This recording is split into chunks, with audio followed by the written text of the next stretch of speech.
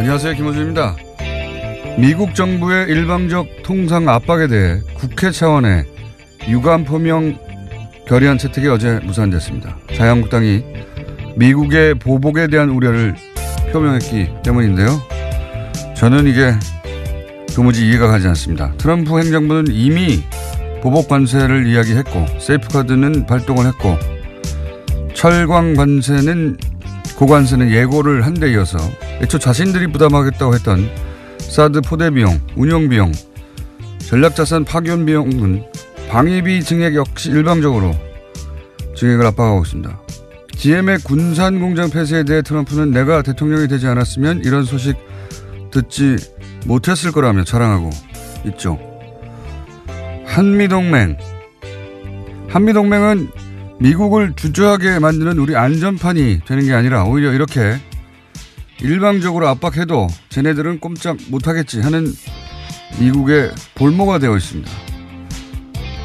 그리고 상대는 이미 한미동맹에 대한 존중 따위 안중에도 없고 대놓고 무역에서 동맹 아니라고 말하고 있는데 거기에 우리도 보복 대응을 하자 이것도 아니고 우려와 유감을 표명하자는 것도 그것조차 못하고 있는 겁니다. 이유 없이 뺨을 맞아도 화를 내기는커녕 미국이니까 또 때릴지 모르니까 그냥 가만히 있자. 이게 보수의 가치인가요? 그런 보수는 필요 없다. 김어준 생각이었습니다.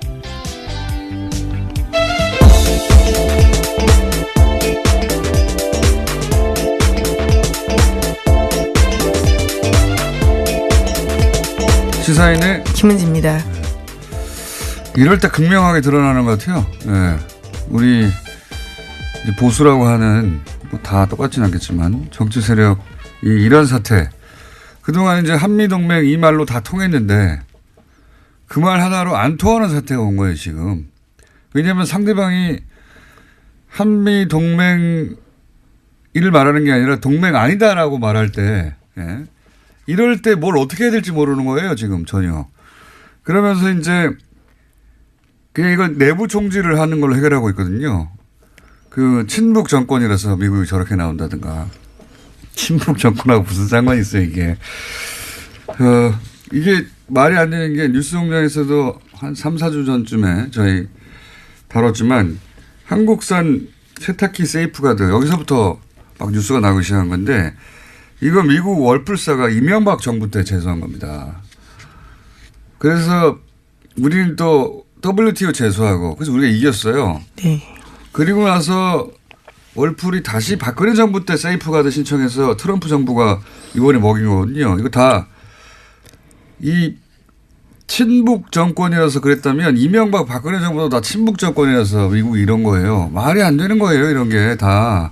보수 집권할 때 다 시작된 겁니다. 철강도 마찬가지고.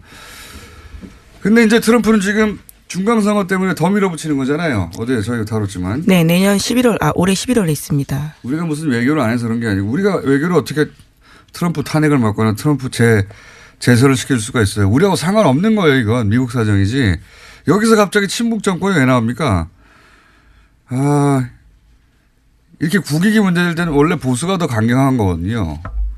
만약에 GM 관련해서 우리 정부가 돈을 보조해 줘야 되느냐 이런 여론조사하면 보수가 더 많이 반대해요. 성향상. 근데 우리 정치권은 말이 안 되는 거예요. 그러니까 기본적인 뭐를 근거로 자신들이 보수라고 하는지 모르겠어요. 미국이 형님인 게 보수가 아니잖아요. 하여튼 가늠저가 되는 지금 사태가 벌어지고 있다. 보수의 정치가 무엇인가 하는 가늠저가 되는. 자, 한동안 계속되겠네요, 이거는. 첫 번째 워낙 큰 뭡니까? 이슈여서요. 예. 예, 하지만 다스 소식 먼저 전해드리겠습니다. 예. 강경호 현 다스 사장이 다스는 이명박 전 대통령의 것이라고 검찰에 진술했다고 합니다. 오늘 아침 한국일보 보도인데요. 강 사장은 2009년 6월부터 이상은 다스 회장과 함께 공동대표를 맡고 있습니다. 검찰에서요.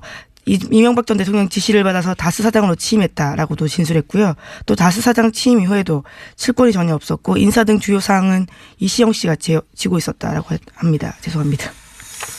며칠 전에 이어서 이제 발음 꼬이는 거 저희가 한번 모아가지고.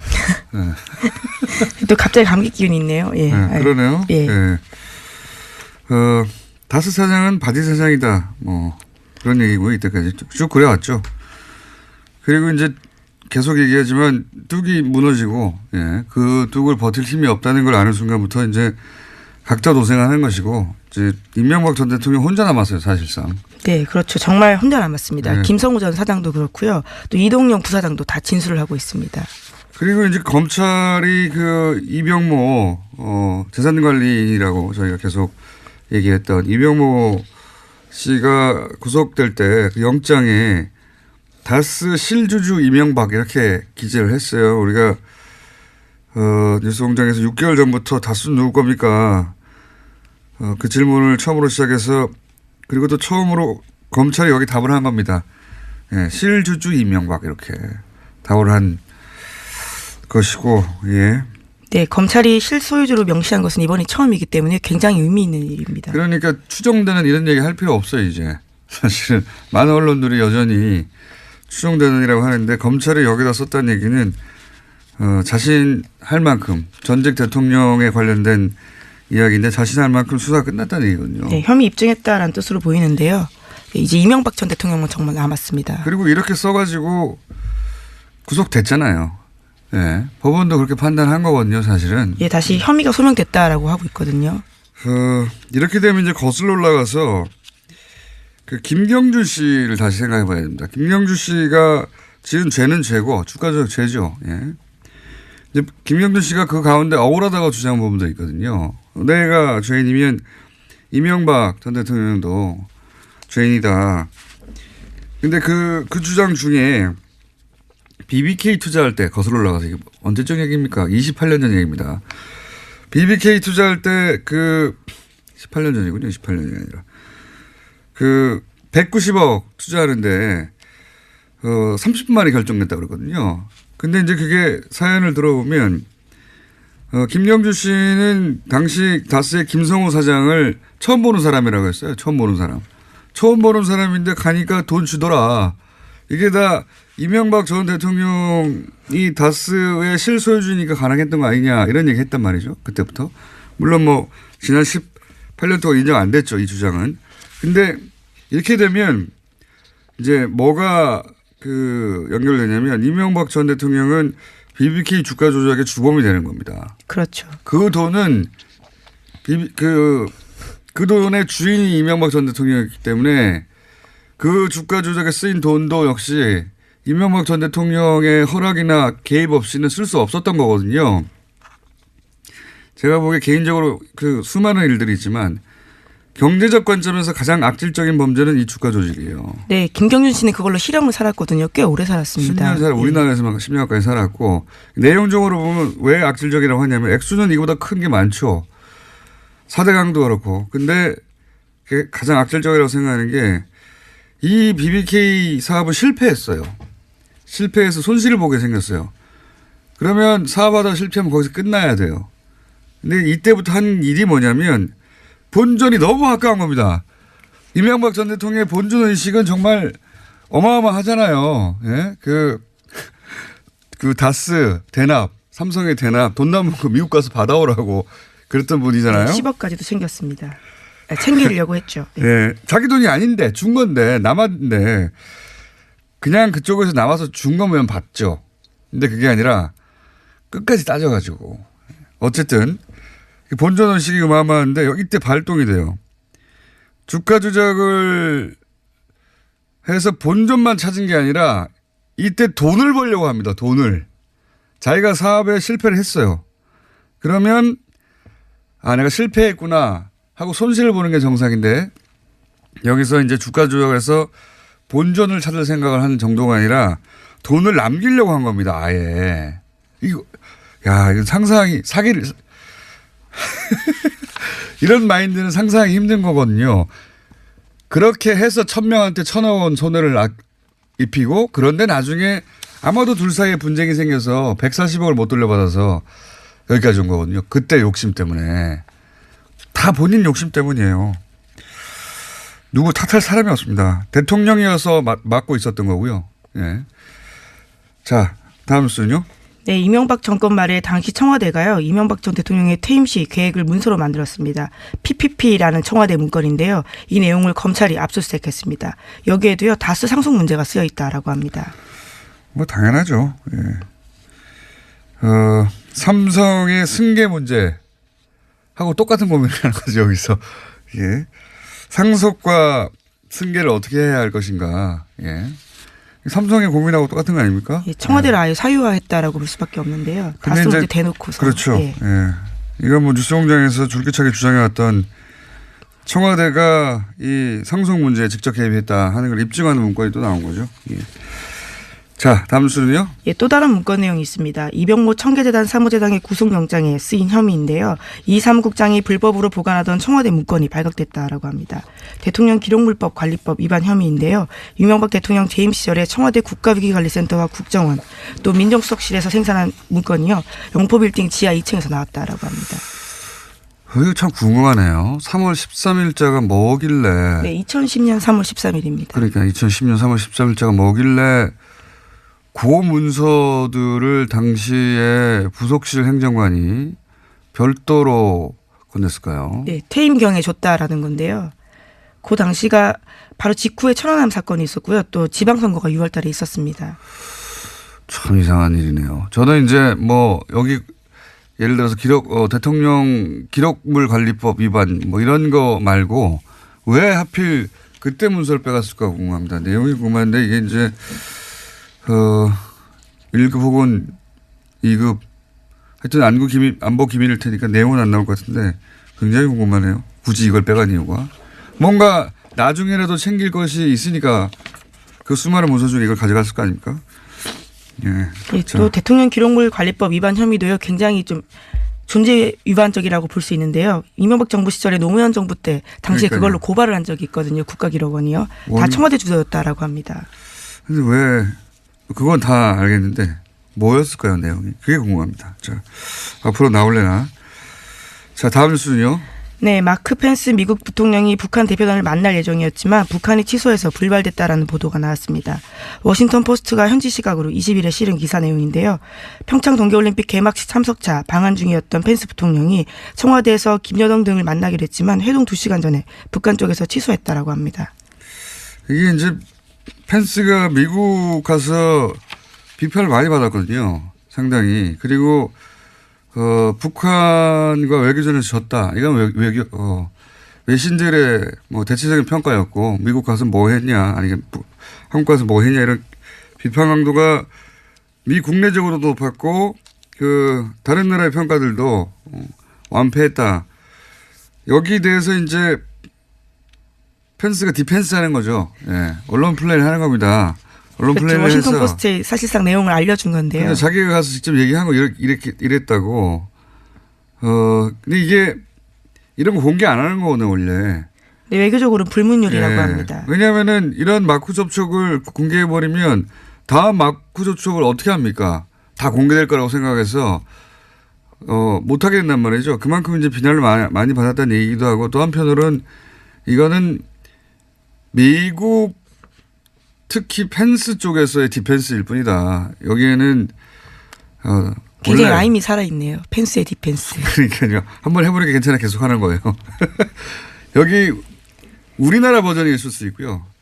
그리고 북한 버전이 있을 수 있습니다. 이건 미국 펜스의 디펜스 버전인 거예요. 예. 원래 동네에서 동네 사람들끼리 싸워도 각각 자기 입장이 완전히 갈려요. 그냥 미국의 펜스 입장을 일방적으로 기정사실할 필요는 없어요. 아, 이쪽에서는 이렇게 디펜스가 나오는 거구나. 그러는 거고요. 그리고 이제 이걸 기준으로 해도 예, 북한이 취소한 이유가 펜스 직전에 탈북자를 만나고 그렇죠. 예. 펜스 부통령이 일부러 직전에 탈북자를 만나서 자국민을 고문하는 정권이다 이렇게 말을 했거든요. 직전에. 이거 참 촌스럽게 얘기하는 거예요. 만약에 북한이 미국을 만나기 직전에 콴타나모에서 나온 죄수를 만나가지고 고문당했어요? 이런 거 물어보고 고문당했죠. 미국도 고문하는 정권이라고 하고 이라크 가가지고 미군들이 성폭행했단 말이죠. 그 감옥에서. 그런 걸 굳이 그 사람들 불러서 피해자 가지고 얘기해봤어. 하면 이거 만나겠습니까? 예. 근데 그렇게 해서 굳이. 예. 잘한 거 하나도 없어요. 그쪽에서. 기왕에 이제 그 넘버 투끼리 만나자고 하는 건데 이미 알고 왔다는 거잖아요. 더더욱이. 네, 이미 2주 전에 정해진 일정이라고 하는데요. 이와 관련해서는 워싱턴 포스트가 보도하고 있습니다.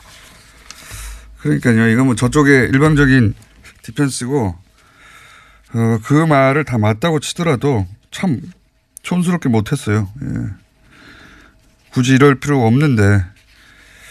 네, 위와 같은 소식이 알려지자 북한 노동신문도 관련된 내용을 냈는데요. 명색이 부통령이라고 하는 펜스가 체면도 다 집어던지고 조국을 반영한 쓰레기들을 만났다라는 식의 주장을 하고 있습니다.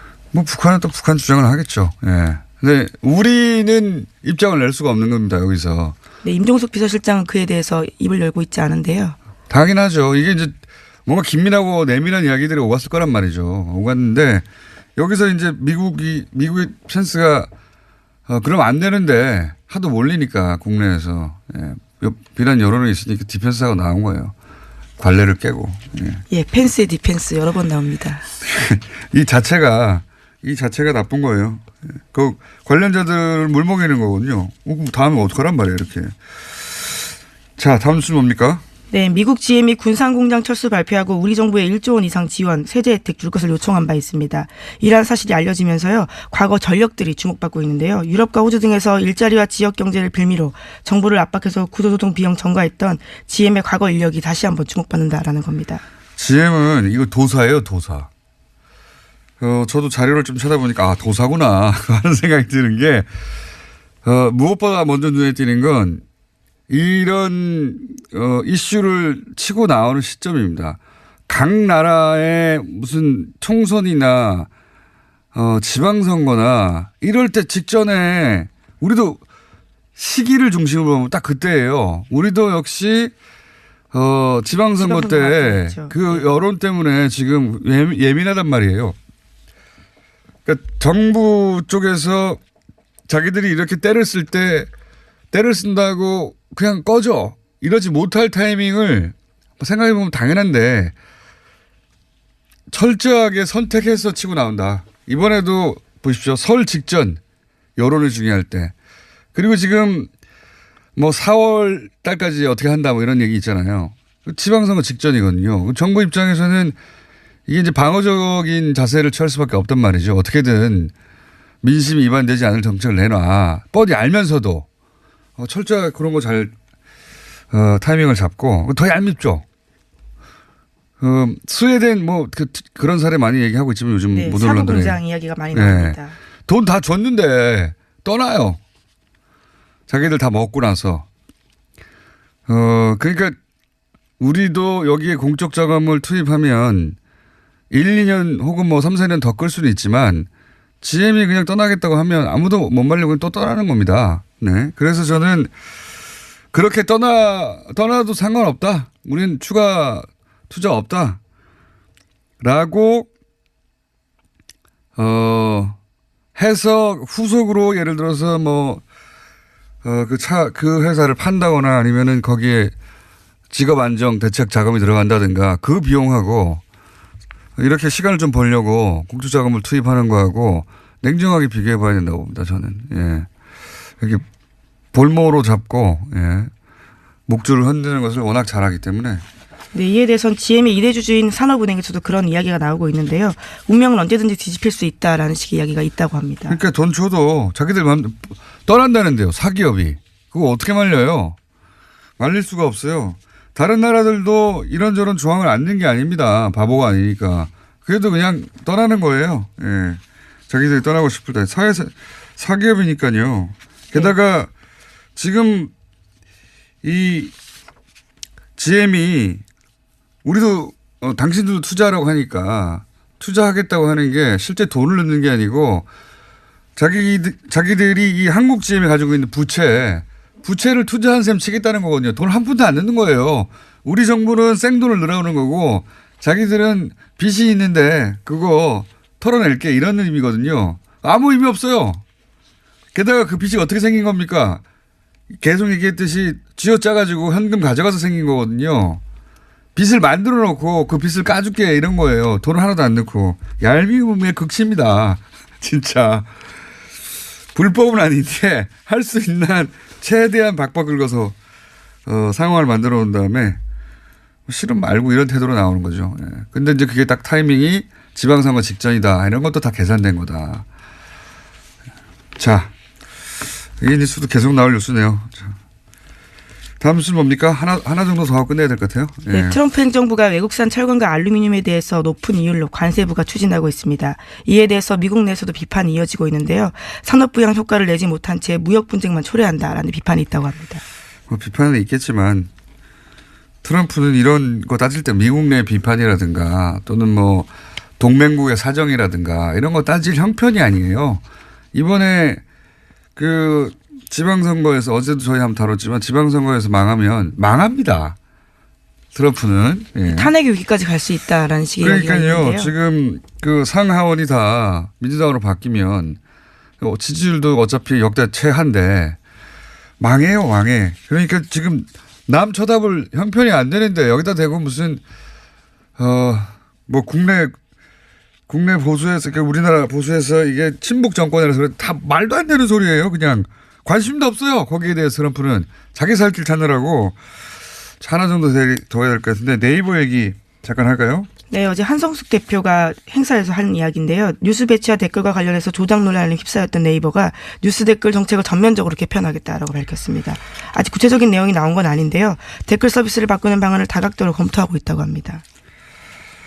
자, 이 뉴스는 네이버도 이제 지금 들끓고 있는 예, 뭐 예를 들어 댓글 정책이라든가 뉴스 배치 문제에 대해서 모르는 바가 아니라는 거죠. 예, 모르는 바가 아닌데 댓글에 대해서 매크로가 지금 작동하고 있다라고 하는 정황들에 대해서는 여러 차례 저희도 얘기했고 다른 뉴스에서도 조금씩 다릅니다. 근데 제가 자신 있게 말씀드리는데 다스는 누구 겁니까 할 때처럼 지금 네이버의 댓글은 매크로가 작동해서 만들어지는 겁니다. 이거는 제가 댓글 전문가로서 댓글 전문가 생활 20년 그리고 이제 시발단을 잡아낸 지 10여 년 댓글 전문가로서 하는 말인데 거기는 누군지는 저도 모르겠어요. 누군가 대규모로 매크로를 이용해서 여론을 조작하고 있습니다. 현재. 네, 한성숙 대표도 어제 그에 대해서 인정하는 바에 이야기를 했는데요. 정치 관련 기사에서 특히 조작 가능성에 대해서 인정하는 식의 이야기를 했다고 합니다. 프로그램을 이용해 조작되는 건 명백한 겁니다. 명백한 건데 그럴지도 모른다가 아니에요. 제가 자신 있게 말씀드리는데 근데 누가 하는 걸까요? 이게 사실은 진짜 주제거리입니다. 여기까지 하겠습니다. 시사인의 김은지였습니다. 감사합니다. 러브스토리 주제가죠. 네. 지난주에 제가 주제가를 남가요 주제가라고 잘못 말했는데 남가요 더불어민주당 송영길 의원 자유한국당의 나경원 의원 나오셨습니다. 안녕하십니까? 네, 안녕하세요. 첫 시간 하고 났더니 주변 반응이 어떻던가요? 너무 점잖하게 한다 그러던데. 점잖하게 한다. 나경원 좀 혼내주라고. 아니, 이렇게 야당 탄압을 하는군요. 혼내주겠다고 막 그러시는 거 아니겠습니까 지금? 의원님은 송 의원님하고 한번 하고 났더니 뭐라고 주변에서 그런가요? 뭐 저는 그저께 이제 저희 동네 분들이 듣는다 그러셔서 어떠세요? 그랬더니 그냥 소신 있게 말씀하시대요 그러시더라고요. 그래서 그 방송은 좀 그렇잖아요 그러던데요. 그 방송은 좀 그런데요. 거기에 나가서 소신 있게 말씀하시대요 그러던데요. 이게 공장장님이 편파다 이렇게 얘기를 하는 것 같아요. 그렇게 부드럽게 얘기하셨나요? 그분들이? 저희 주민들은 참 품격이 있으십니다. 저희 동작구 주민들. 자, 네. 품격 있는 분들만 만나시나 보죠 따로? 저는 어디서나 어느 때나 누구나 만나고 있습니다. 자 이제 파이트 1라운드. 최근 통상압력이나 뭐 그다음에 GM 뭐 뭐라고 해야 될까 폐쇄 결정 네, 이런 이야기 계속 나오고 있습니다. 요 GM부터 한번 얘기 다뤄보죠. 혹시 의원님이 먼저 하시는 게 좋겠습니까? 아니면 나경원 의원님 먼저 하시겠습니까? 소영 의원님 먼저 하시겠습니까?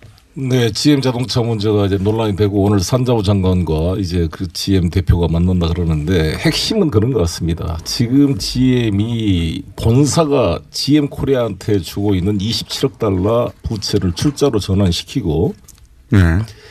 추가로 28억 달러를 투자한다는 말이 있는데 그에 대한 확인이 필요하고 신차 2개를 창원과 부평공장에 배정해서 50만 대 물량을 유지해 주겠다라는 건데 그와 함께 우리 이 한국 산업은행에 추가 출자를 요구하고 있는데 그 전제로서 실사가 필요합니다.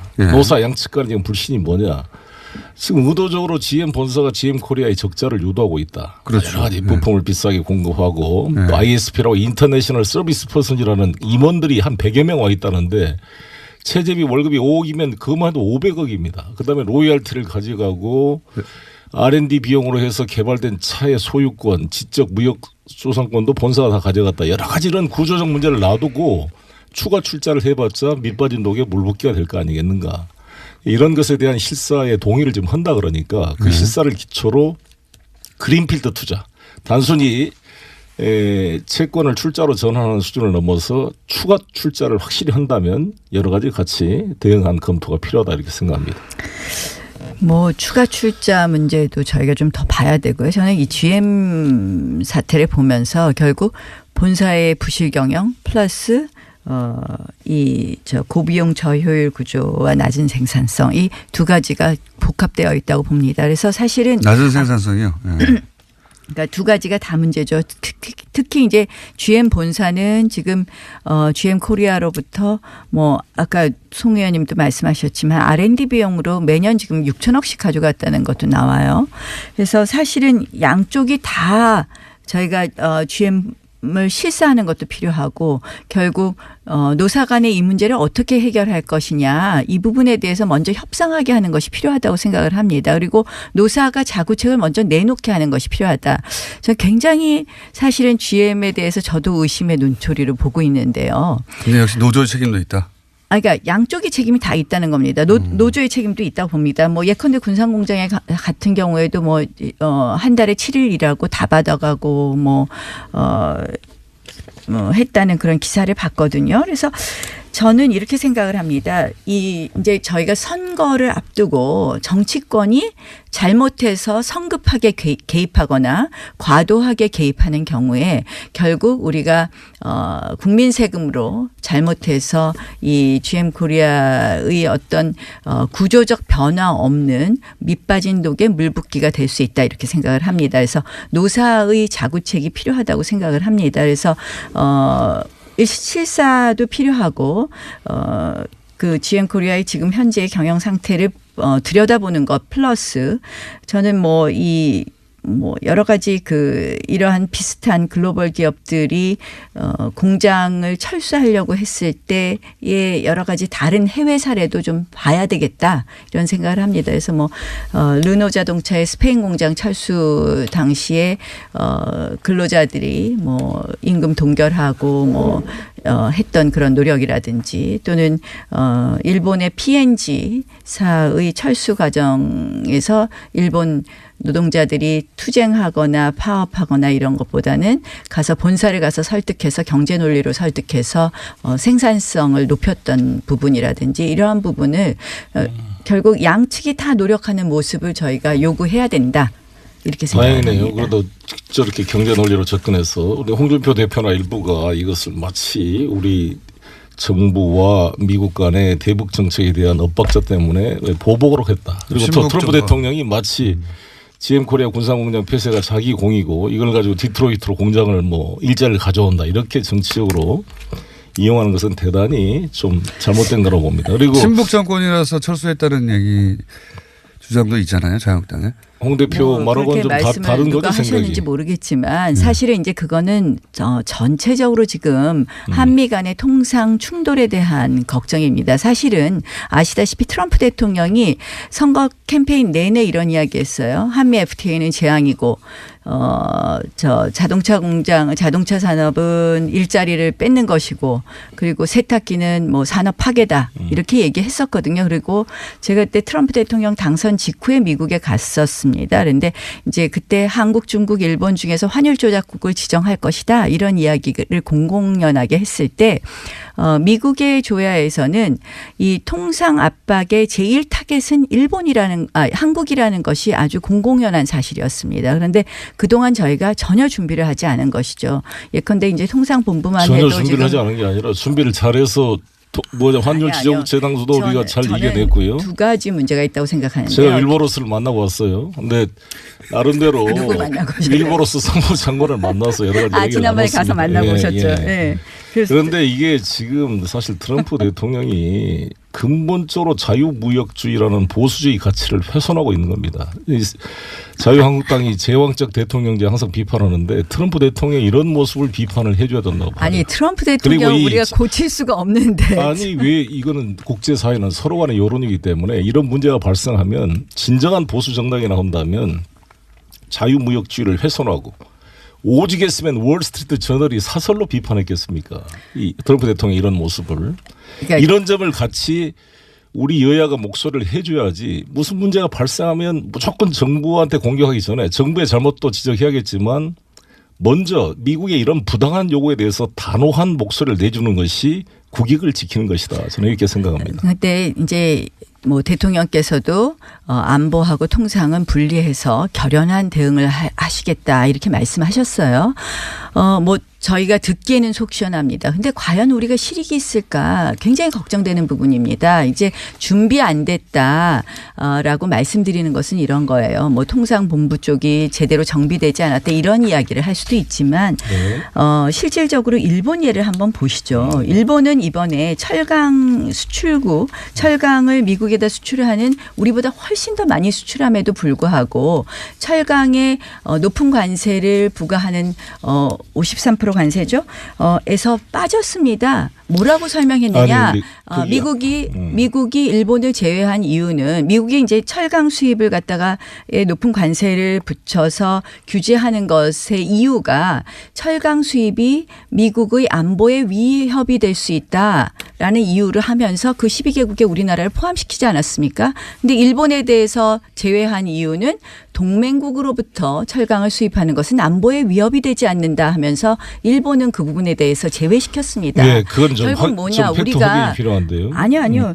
확인해 보세요. 실제로 일본 이게 실제로 지금 우리 한국이 미국에 수출하는 게 365만 톤이고요. 일본이 수출하는 게 170만 톤이에요. 우리가 2배를 더 많이 수출합니다. 아까 일본이 더 많이 수출하는 건 잘못된 일본이 철강을 우리 대한민국 일본에 비해서 2배가 넘게 수출하고 있어요. 네, 그리고 이거 수출 증가율이 우리가 40%가 늘었는데 일본은 2%가 줄었습니다. 자, 일본이 철강 관세 미국에 수출하는 게 우리가 일본에 비해서 2배를 수출한다니까요. 일본이 철강 관세 폭탄에서 제외됐습니까? 안 됐습니까? 아니, 제외됐잖아요. 아니, 그리고 일본은 일본의 세 가지 중에 하나로 아직 확정도 안 된 사안일 뿐만 그러니까 아니라 세 가지 중에 그냥 한 그 가지 상공부가 사안. 백악관에 제시한 세 가지 안 중에 하나이고요. 세 가지 안 중에 하나이라는 것도 저도 알고 있고요. 4월 11일 날 결정하는 건데 그러니까 근데 지금 결정도 되지 않았고 세 가지 안 중에 하나인 걸 가지고 기정사실화해서 논란을 피울 게 아니라 이것 자체의 문제점을 지적하고 대응하는 게 지금 단계에 필요하다 이런 거고요. 그러니까 아까 말씀한 대로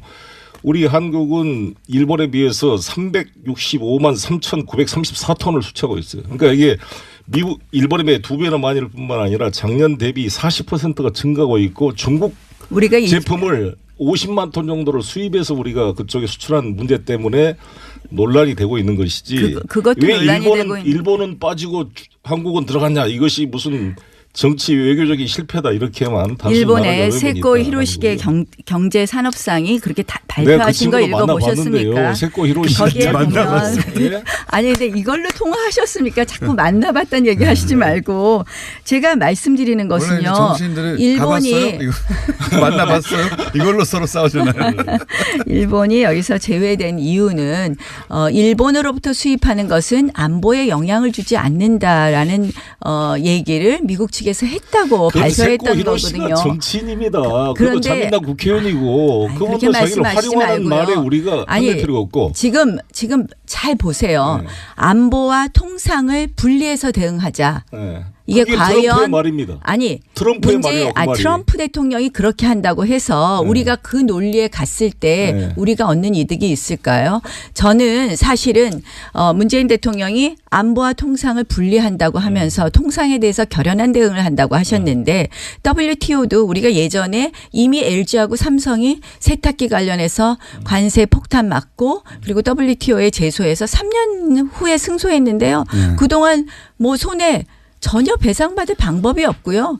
미국이 그다음에 지키지도 않아요. WTO의 결정을. 그런데 지금 우리가 WTO에 제소하고 한다고 해서 사실상 실익이 없다는 거 잘 알고 계실 겁니다. 2002년도에 물론 그 조치를 승소한 사례가 있고요. 아니 제가 말씀드린 건 승소한 사례가 없다는 것이 아니라 그러한 조치를 할 수밖에 없는 것도 어느 부분 일정 부분 이해되는 부분도 있습니다. 그러나 중요한 것은 이러한 결연한 대응이 문제를 해결하는 방법은 아니다라는 것이죠. 문제를 해결하는 것은 양측이 같이 돼야 되는 겁니다. 그러니까 결연한 대응 자세와 함께 또한 협력과 근데 사실은 협상이 안보의 양쪽으로 필요한 엇박자가 결국은 통상에 있어서도 이러한 안타까운 결과를 전혀 더욱 그렇게 생각이 촉진하고 않습니다. 있다라는 것을 저는 강조하는 GM 코리아 겁니다. 문제도 호주나 영국의 오펠 다 우리가 철수했는데 영국과 호주가 미국의 강력한 안보 문제고 안보에 대해서 이견이 없음에도 불구하고 그들의 논리로 철수하는 것입니다. 이건 GM 코리아 얘기고요. 지금 미국의 통상 압박을 말씀을 드리는 겁니다.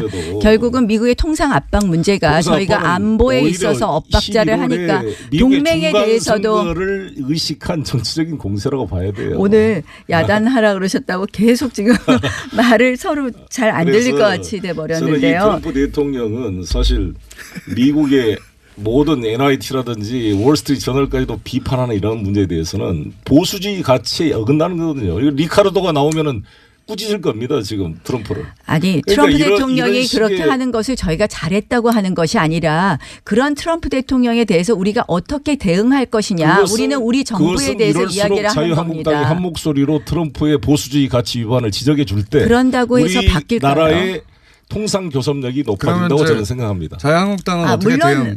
물론 그런 부분에 있어서 저희가 협조할 부분은 협조하겠지만 저희는 생각하기에 지금의 정부의 진단과 처방은 잘못됐다고 보는 거죠. 어떻게 해야 되는 건지 들어보죠. 아니 그러니까 저는 결국은 이제 트럼프 대통령이 우리에 대해서 so-called 그러니까 동맹이라고 소위 동맹이라고 불리는 한국 이런 식으로 표현을 했어요. 아니라 so-called ally는 다 포함됐어요. 재팬도 포함되고 다 포함되는 말입니다.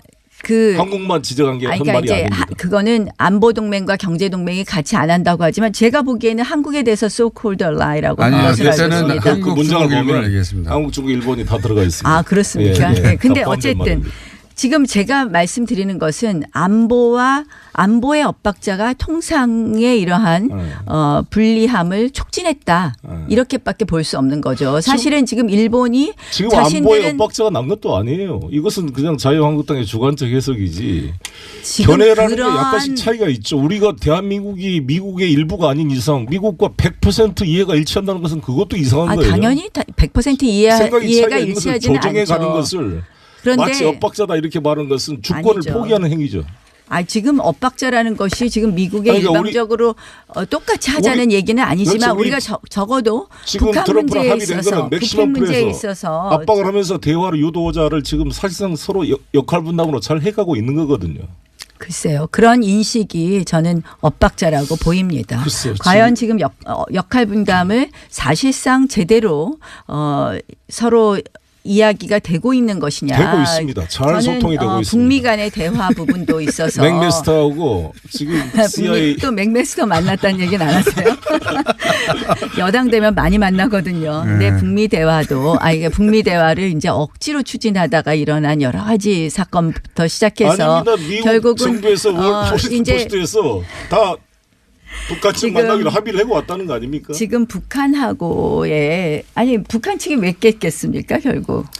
그렇죠. 왜 깼습니까? 그러니까 그만큼 미국도 북한과 대화를 할 의지를 가지고 와서 2시간 전에 취소한 게 아쉬운 게 있지만 우리 정부가 얼마나 잘했습니까? 이걸 만들어 주려고 계기를 만드는 게 정말 잘한 거 아니겠습니까? 왜 그랬을까요? 네? 북한은 미국은 지금 북한이 하고 있는 통남 복미 정책, 의 정책에 우리가 무조건 따라가는 것에 대한 그러한 강력한 저는 경고의 메시지 있다고 생각을 합니다. 북한이 깼지만 코리아 패싱이라고 그렇게 비판하던 사람들이 이제 통남 복미인데 왜 코리아가 이제 운전자가 됐는데 왜 그걸 칭찬을 해줘야죠. 이거 안 하면 또 패싱이라 그럴 거 아니에요.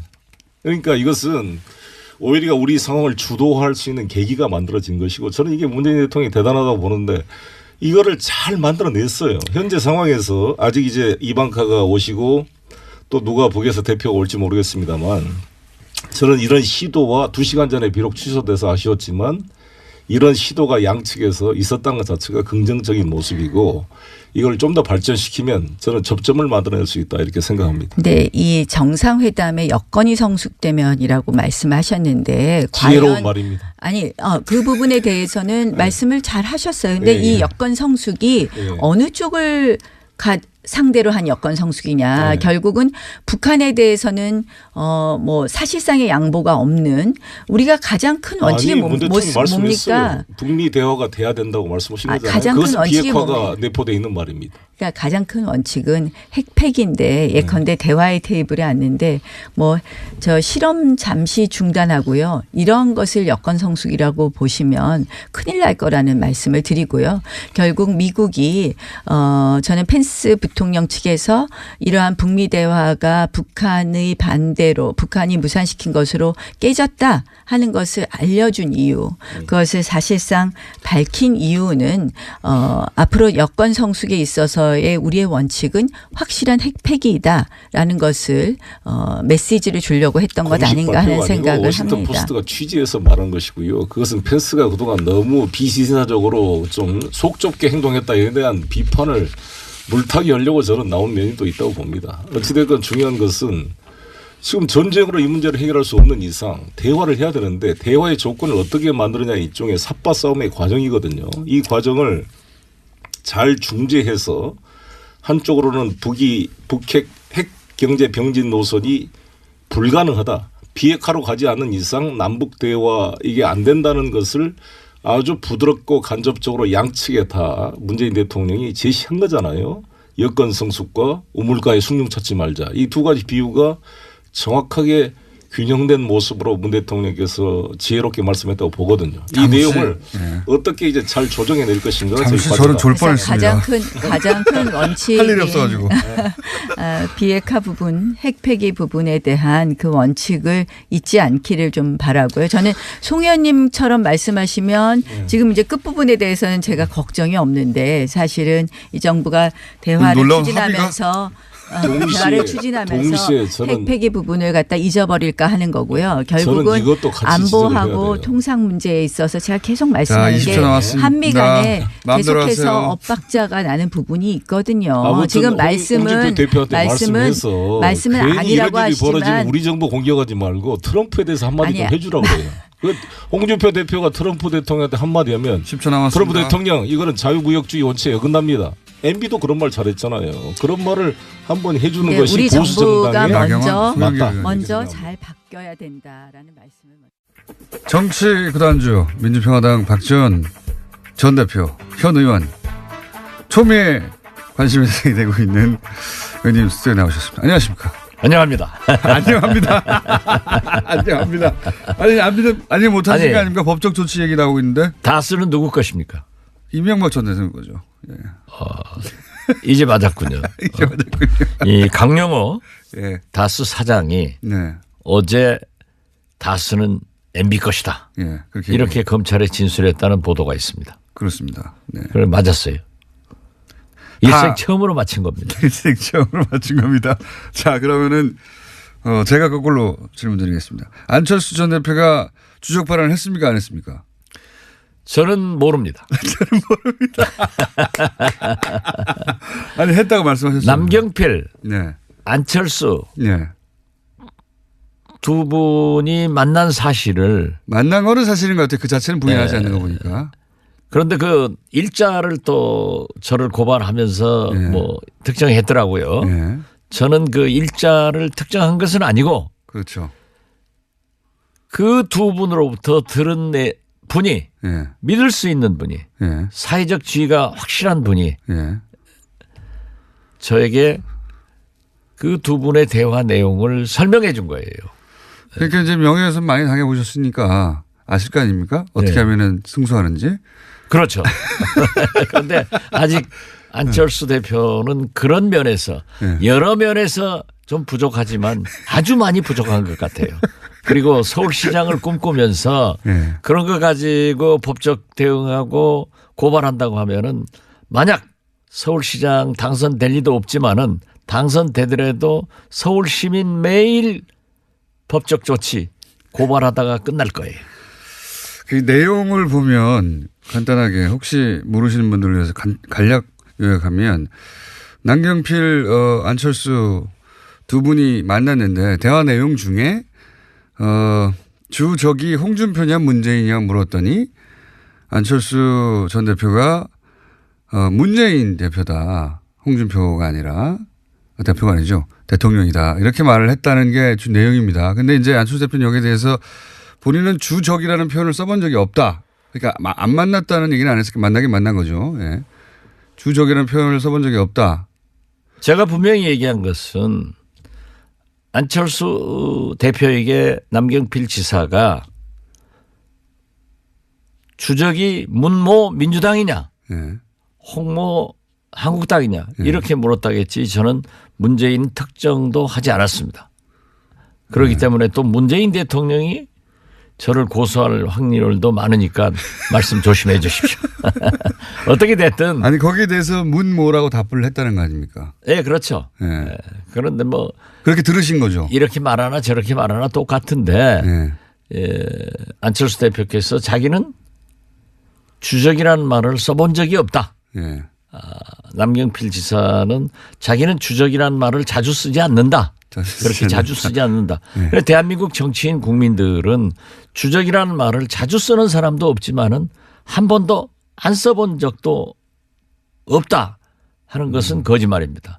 그런데 당장에 그 SNS에 안철수 대표가 TV 토론에 나와서 우리의 주적은 누구냐라고 하니까 북한이다. 주적이라는 단어를 쓰더라고요. 근데 이제 그날 안 썼다는 얘기겠죠. 그날 안 썼다는 거겠죠. 그날. 근데 저는 썼는지 안 썼는지 모르겠어요.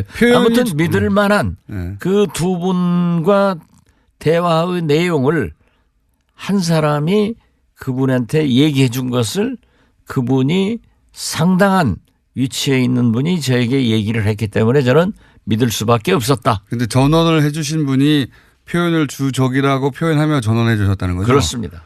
실제 대화는 주적이 아니라 뭐 예를 들어서 가장 싫어하는 혹은 뭐 가장 뭐 이겨야 될 대상 이런 표현을 썼을 수도 있지만 전해 주신 분이 주적이라는 그것도 표현을. 이렇게 썼을 수 있지만은 할 수는 없는 거죠.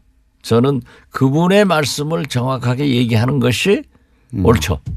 그분은 어쨌든 주적이라는 표현과 함께 이걸 전달해 주셨다네요. 네, 그렇습니다. 예. 근데 그 주적이라는 표현 자체보다 더 중요한 것은 그래서 결국은 누구를 이겨야 할 대상으로 보느냐 그 내용인데 내용이 이제 홍준표 대표가 아니라 문재인 대통령이라고 이제 안철수 대표가 발언했다는 거죠. 그런 거죠 내용상. 그러니까 지금 현재 오늘 아침에도 예. 모 신문에 그러한 것들이 보도되고 있습니다만은 정치권에서는 바미당이 창당할 때부터 예. 한국당과 보수 대 예. 연합 야합한다. 결국은 그렇게 될 예, 것이다. 그렇게 된다. 이렇게 얘기를 했는데 또 6.13 지방선거를 앞두고 바미당에서 한국당과 단일화할 것이다. 예. 이런 보도도 많이 나왔어요. 그런 예상 실제로. 보도가 있었죠. 예, 예상 보도가. 예. 근데 정치권의 보도라고 하는 것은 항상 있을 수 있는 거고 또 제가 지난번에 말씀드렸지만은 언론에서 그렇게 보도되면은 또 되게 그렇게 되더라고요. 그렇게 되더라고요. 그래서 저는 예. 당연히 안철수 서울시장, 남경필 경기지사 그러니까 그 전에 두 분이 두 번 만나서 그러한 얘기를 나눴다고 하면은 어느 정도 공감대가 형성되지 않았을까 하는 추측을 했을 뿐이에요. 굳이 왜 두 번이나 지금 시점에 만나서 뭐 그런 이런저런 얘기를 했겠느냐. 나중에 연대 가능성이나 이런 걸 위해서 뭐 안면을 트는 거 아니냐. 이렇게 생각하신다는 거죠. 뭐 그 만난 시점에 대해서는 저는 잘 모르지만은 네. 저는 그렇게 보았습니다. 그리고 한국당에 지금 특별한 서울시장 후보가 없고 바미당에는 경기지사 후보가 없기 때문에 네. 그러한 얘기를 할 수 있지 않느냐. 뭐 일부 언론에서는 거기서 더 나가서 인천시장 얘기도 하지만은 그 인천시장 얘기는 못 들었습니다. 저는 이렇게 들은 얘기만 합니다. 들은 얘기. 혹시 이렇게 공장장하고 다른 점이 그런 점입니다. 이렇게 문제가 불거진 이후에 그 말을 전해준 분이 혹시 재확인해 주셨습니까? 그건 조금 곤란합니다. 재확인. 제가 지금까지 네. 여러 가지 의혹을 제기했는데 한 번도 그 중간에 낀 피소를 당해서 처벌을 받아본 적도 없고 그렇죠. 한 번도 사실이 없습니다. 아닌 것도 없습니다. 이때까지 제가 만약 맞습니다. 사실이 아니라고 하면은 국회에서 질문했을 거예요. 박근혜 대통령으로부터 또 당했던 박근혜 대통령도 5년간 당했죠. 네. 그렇지만 제가 이겼죠. 무죄로 나셨죠. 예. 만만해 저축은행 수없이 당했어요. 예. 그때마다 다 이기긴 하셨어요. 여태까지. 이것도 자신이 있으신 거죠 지금. 지금 뭐 검찰에 고발됐다가 하니까 예. 검찰에서 기소 가치가 있는지 없는지 뭐 혐의가 되는지 안 되는지 그것은 검찰에서 판단할 거니까 저는 신경 안 씁니다. 근데 이제 그 전원을 해주신 분이 나중에 이제 법정에서 증언을 한다든가 혹은 그런 걸 확인할 수 있는 뭔가 이렇게 물증이 있다든가 그런 게 있으니까 자신 있게 말씀하시는 거 아닙니까? 저는 지금까지 얘기를 하면서 예. 제일 자랑스럽게 생각하는 게 천성만 검찰총장을 낙마할 때나 여러 뭐 김태호 총리, 신용카드 가지고 김태호 나오시죠. 총리, 예. 뭐 대법관 후보자들, 심지어 민간 사찰, 총리실 그러한 것도 배추 덩어리라도 하나 물증이 없는 것을 가지고 저는 얘기한 적이 없기 때문에 그렇게 과히 염려 안 해도 될 겁니다. 염려를 안 합니다 저는. 네. 오랜 세월 이런 일을 겪어오셨고 다 헤쳐오셨기 때문에 뭔가 있을 거라고 생각을 하고 그러나 있습니다. 좀 팔자에 좀 관제수가 있는 것만은 사실인 것 같아요. 근데 안철수 대표는 뭐 예를 들어서 그 주적 표현은 제쳐놓고 그 문재인 대통령에 대해서 사실 이제 라이벌이 아니잖아. 이쪽은 이제 대통령을 더 할 수도 없고 끝났는데 왜 이렇게 문재인 대통령에 대해서 아직도 그런 감정을 가지고 있을까? 언제부터 이게 시작된 겁니까? 본인이. 제가 쭉 얘기를 해보면은 문재인 후보에 대해서 그 양보한 이후 거기서부터입니까? 거기서 그렇게 5년 상당히 전부터? 그런 생각을 가지고 있는 것 같아요. 5년 전부터. 사실 저도 문재인 대통령을 문모닝하면서 얼마나 공격을 했습니까? 그렇지만은 선거라고 하는 것은 과정에서 치열하게 하더라도 국민이 결정해서 결과가 나오면 승복해야 되고 또 대통령이 당선되면은 성공할 수 있도록 도와주고 잘못하는 것은 지적하는 것이 우리 야당의 할 일이기 때문에 저는 그렇게 개인적으로 그냥 털고 갑니다. 그런데 안철수 대표는 좀 꽁 해가지고 안 털립니까 그게? 안 털려요. 계속 그러는 거예요. 그 섭섭한 얘기만 자주 하더라고요. 또 고소하려나? 하도 고소를 좋아해가지고. 그분 서울시장이나 대통령 되면 안 된다니까요. 국민들 자꾸 고소하면 되겠어요? 국민들은 고소하겠습니까? 안 하겠죠. 그러니까 이제 어쨌든 내용상으로는 그렇기 때문에 여전히 보수 대연합이 어떤 식으로든 있긴 있을 것이라고 생각 계속 하시는 거고요. 그죠? 저는 그렇게 보고 있습니다. 뭐 하여튼 그리고 사실 서울시장 경기도지사를 바미당과 예. 한국당이 단일화하면은 결코 민주당도 쉽게 봐서는 안 된다.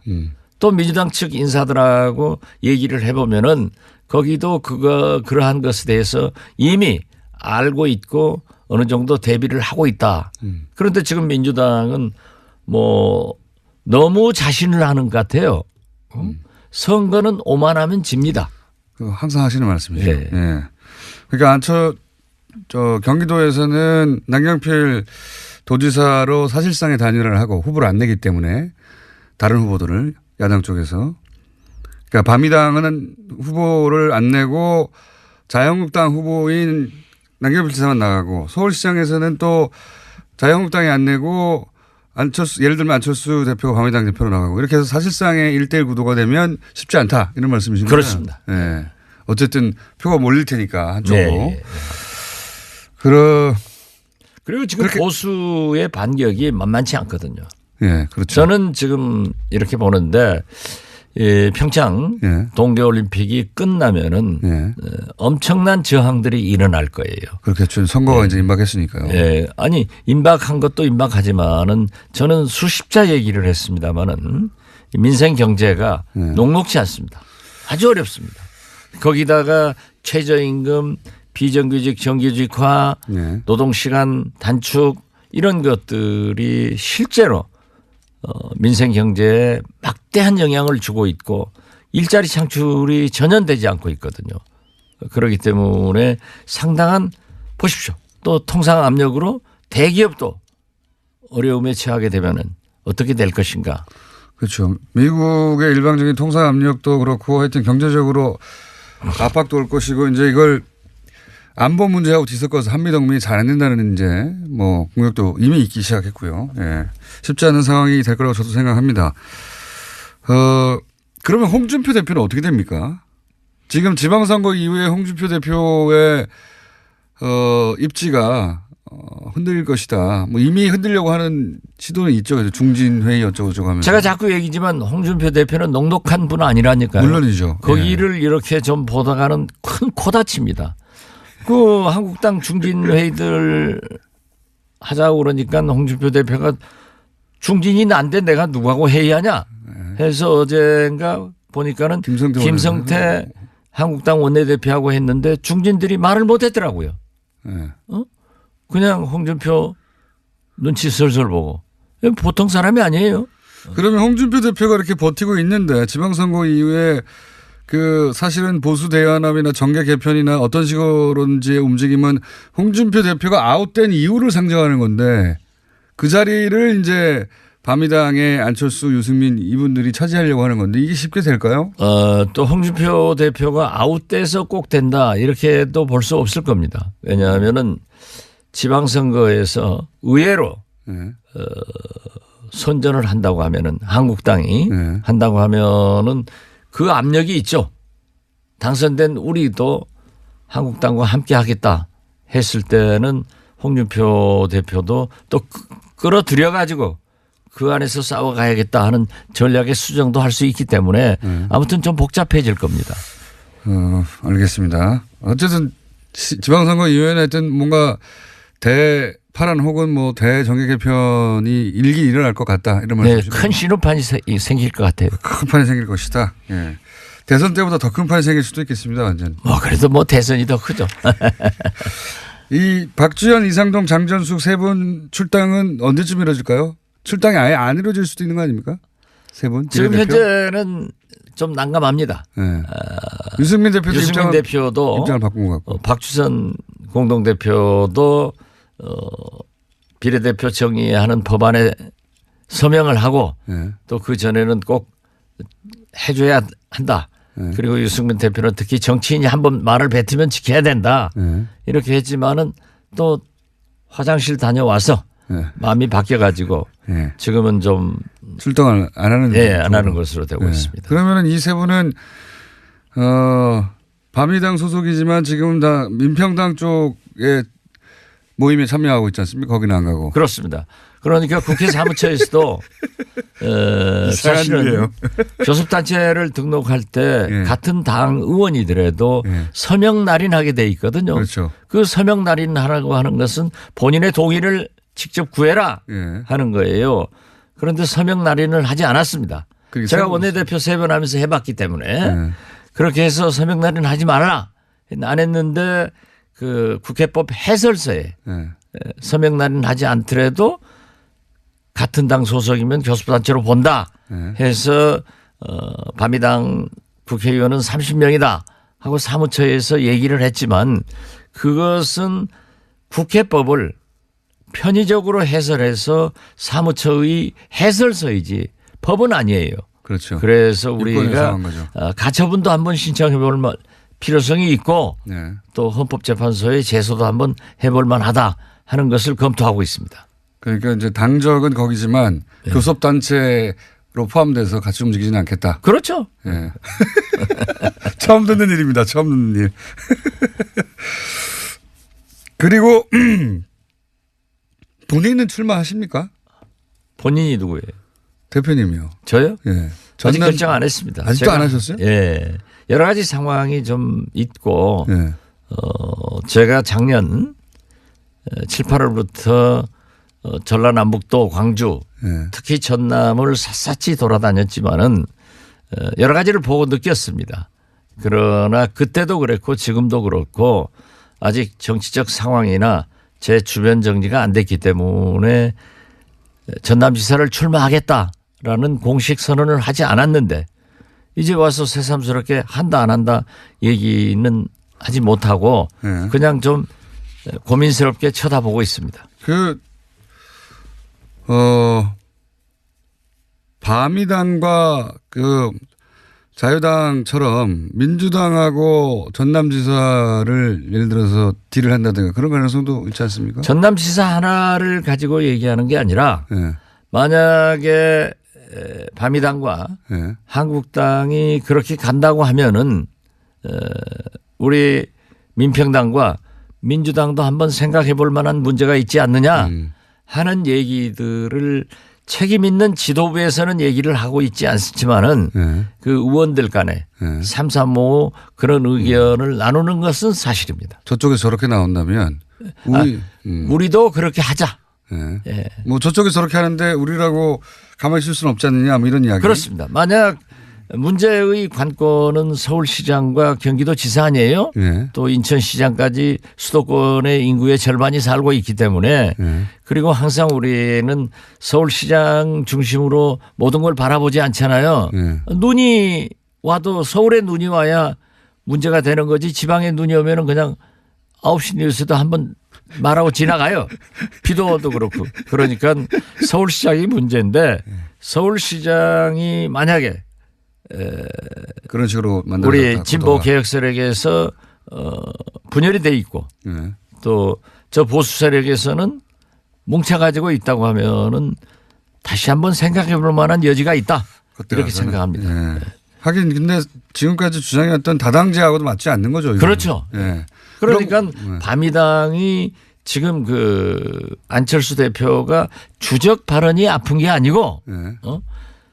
지금까지 줄곧 주장해왔던 다당제를 또 주장해왔던 한국당하고는 절대 함께하지 않는다. 당신들은 청산의 대상이고 극복의 대상이다. 이렇게 했던 분들이 단일화 소리가 나오니까 그게 아픈 거예요. 그 아픔 때문에 그 말을 앞으로 못하게 하려고 저를 고발을 했지만은 저는 계속합니다. 아프게 하려고. 아프게 하려고. 예. 저는 이미 얘기했잖아요. 나는 안철수라는 사람을 내 머릿속에서 지었다. 거의 요즘 안 하지 않았어요. 팩트가 나오니까 얘기를 했는데 그렇게 한다고 하면은 아직도 나의 충고가 필요하구나. 그래 충고를 해줘야죠. 안 하려고 했는데. 그 하면 뭐예요? 안철수 하면 했는데. 뭐예요? 알겠습니다. 혹시 오늘 시간이 이미 지났는데 이거 말했었어야 되는데 안 하신 거 있으십니까? 안 한 게 없습니다. 지금까지 정치 구단주 민주평화당 박지원 의원이었습니다. 감사합니다. 네, 감사합니다. 그것마저 알려주마. 네, 리얼미터 권수정 시장 나오셨습니다. 안녕하십니까? 안녕하십니까? 자, 대통령 지지율 올림픽 끝나가면 올라갈 거라고 말씀하셨는데 어떻습니까? 예, 많은 분들이 미국의 거센 통상 압력이라든지 GM이 철수 위협을 계속 하고 있죠. 이러한 부분들 때문에 보합세 아니면 떨어지리라고 예상을 했을 텐데요. 제가 숫자부터 먼저 불러드리겠습니다. 문재인 대통령의 긍정평가 지지율이 3.1%포인트 상승한 66.2% 나왔고요. 네. 부정평가는 20.6%포인트 하락한 28.9%가 나왔습니다. 더불어민주당이 6주 만에 50%대를 회복했습니다. 상당폭 올랐는데요. 4.6%포인트 상승한 50.5%. 반면 야사당은 일제히 나란히 좀 하락세를 보였는데요. 자유한국당의 이 한 주 만에 20%선 아래로 하락을 해서 1.8%포인트 하락한 19%. 바른미래당이 창당 한 주 만에 한 자릿수로 떨어졌습니다. 모든 지역과 개청에서 하락했는데요. 주중집계로는 3.1%포인트 하락을 해서 7.4%가 나왔습니다. 이건 많이 떨어졌네요. 예, 특히 21일에는 그러니까 어제죠. 일간 집계로 6.5%가 나왔고요. 정의당이 4.9%, 민주평화당이 0.5%포인트 하락한 2.9%가 나왔습니다. 그렇군요. 대통령이 65% 넘은 게 좀 오랜만 아닙니까 이게? 네, 5주 만이죠. 지난 3주 동안 63%대, 그러니까 60%대 초중반에서 계속 3주 동안 이어졌는데요. 평양, 평창 나올 때부터 떨어지기 시작한 건데 이게. 맞습니다. 예. 그런데 이제 설 연휴를 지나고 그리고 올림픽에 있어서 이제 여러 가지 금메달. 그러니까 대통령이 금메달 딴 거 아닌데. 예, 영향이 있을 거로 조금 이따 설명을 드릴 텐데요.